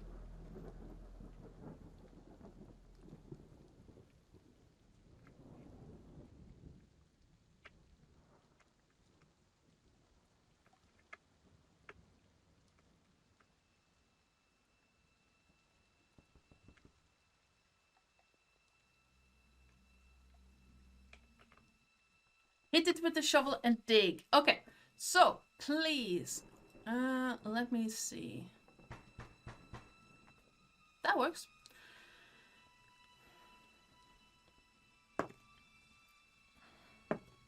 Oh, come on. Ah! Okay, please roll me a force check. So, which is... No, close combat, I think. Yes, you're hitting it with a shovel. So, please roll me 1d6.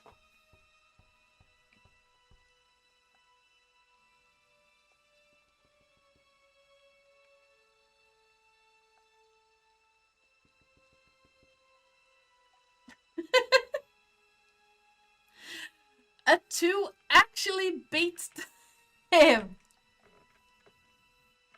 You don't do any damage, but slamming the shovel into the revenant gives you enough time to run inside and start digging. So please give me a let's say,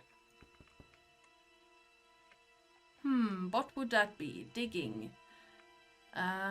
You want to dig fast, not necessarily deep. So please roll me 2d6 for agility. Anyone can roll. Nice. It takes you longer than you would have hoped, digging through this packed dirt. By the time you manage to dig up the... Oh, come on! Let me scare them! Nope. By the time you have dug a hole, big, like, dug out the body, it's very shallow, and you're digging fast. The revenant is back by the door, and it's trying to climb inside. Oh, that's completely fine, Seth. So the revenant is now blocking your way out of this root cellar.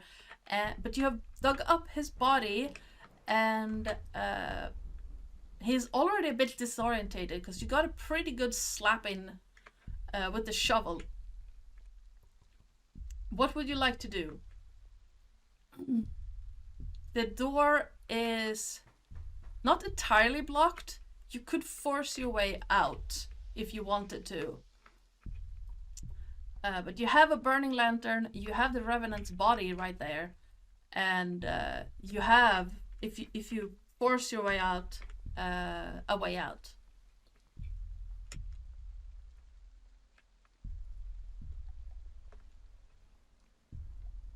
And from what we learned earlier, blinded? Sure, absolutely.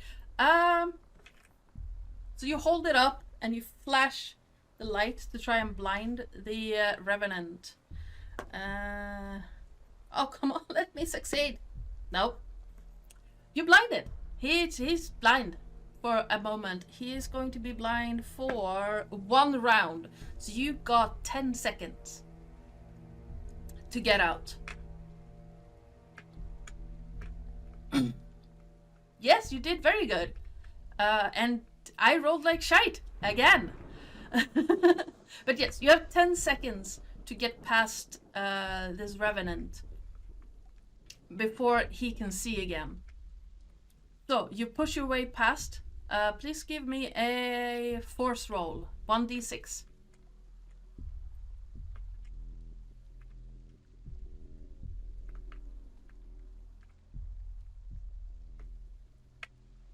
With a 3, you make it almost entirely past him before the revenant can see again, and he grabs you. Let's see if he can actually do some damage to you. And he does. That's unfortunate. You feel long claws just scrape along, and everything becomes deathly cold around you.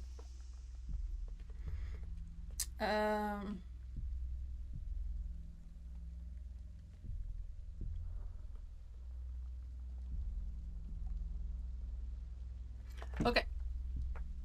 So he does 2 damage to you as he hits. Where do we see that? Oh yeah, he does 2 different damages. I'm dumb. Conflict and injuries. So 2 damage.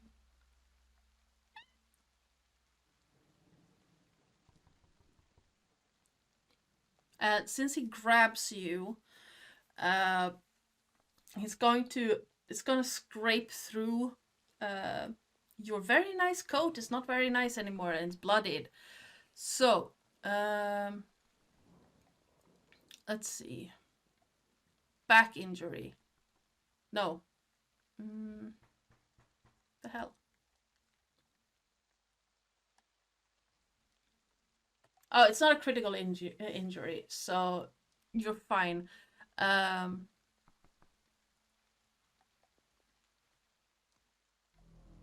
Yeah, okay, so okay. So for the next please roll me a d6. Just a single one.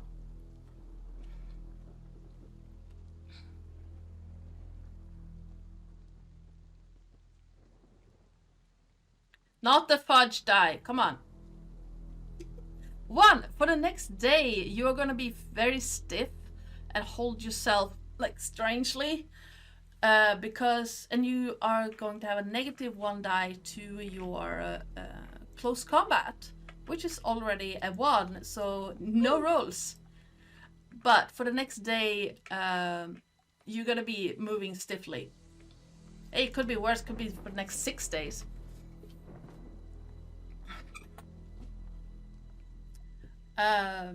But you managed to get past, but you are clawed.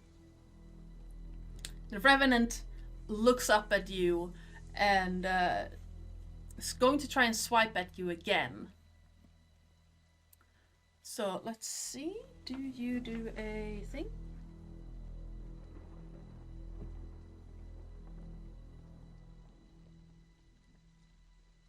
Okay, he's going to try and grab you.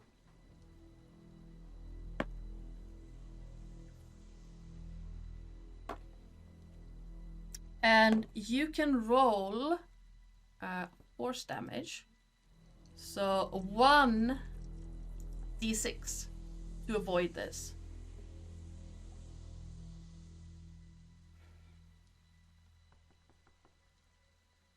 But yeah, please roll 1d6 in chat. Oof! No. The Revenant comes up and just locks onto you. And his grip is tight. Really, really tight.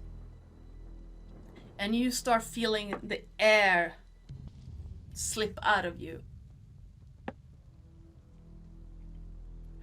And something that probably shouldn't be crunching is crunching heavily, and it hurts a lot. Probably your ribs. That seems like that would the thing that the ribs do when they're being crushed.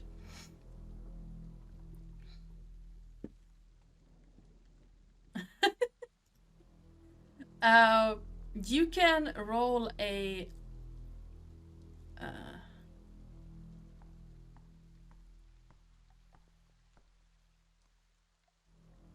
Excuse you? Um.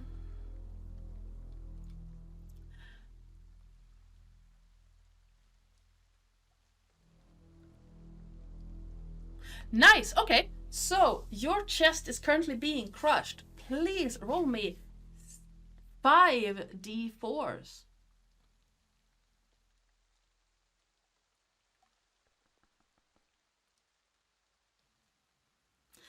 Unfortunately, none of those are enough. The d4s. I'm dumb. 5d6. Hello. 5d6, please, not d4s. There we go. 2 successes. In a burst of adrenaline, you manage to, as your chest is slowly being crushed, the adrenaline spike lets you just push out away and shake the revenant off you.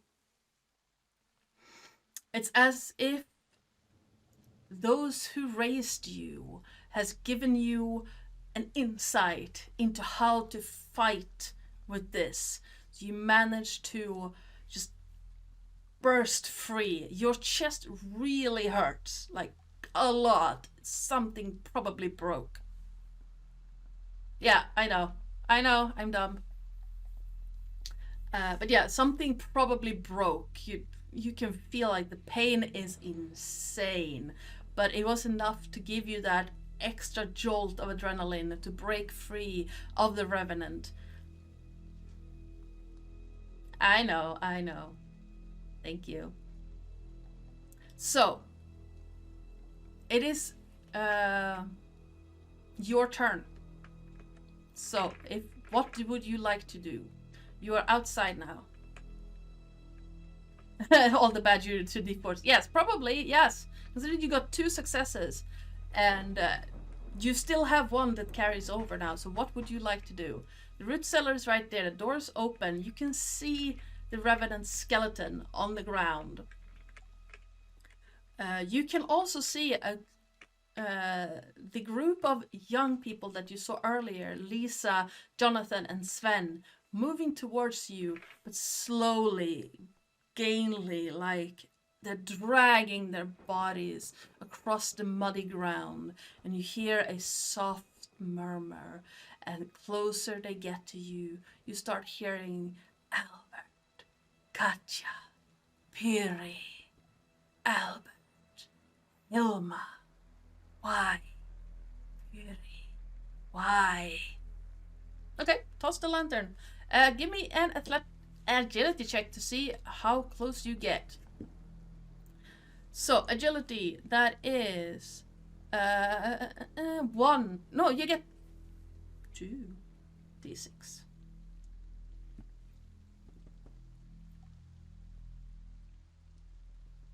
So please, roll me 2d6. Nice, you got a success, plus the success that carried over from before.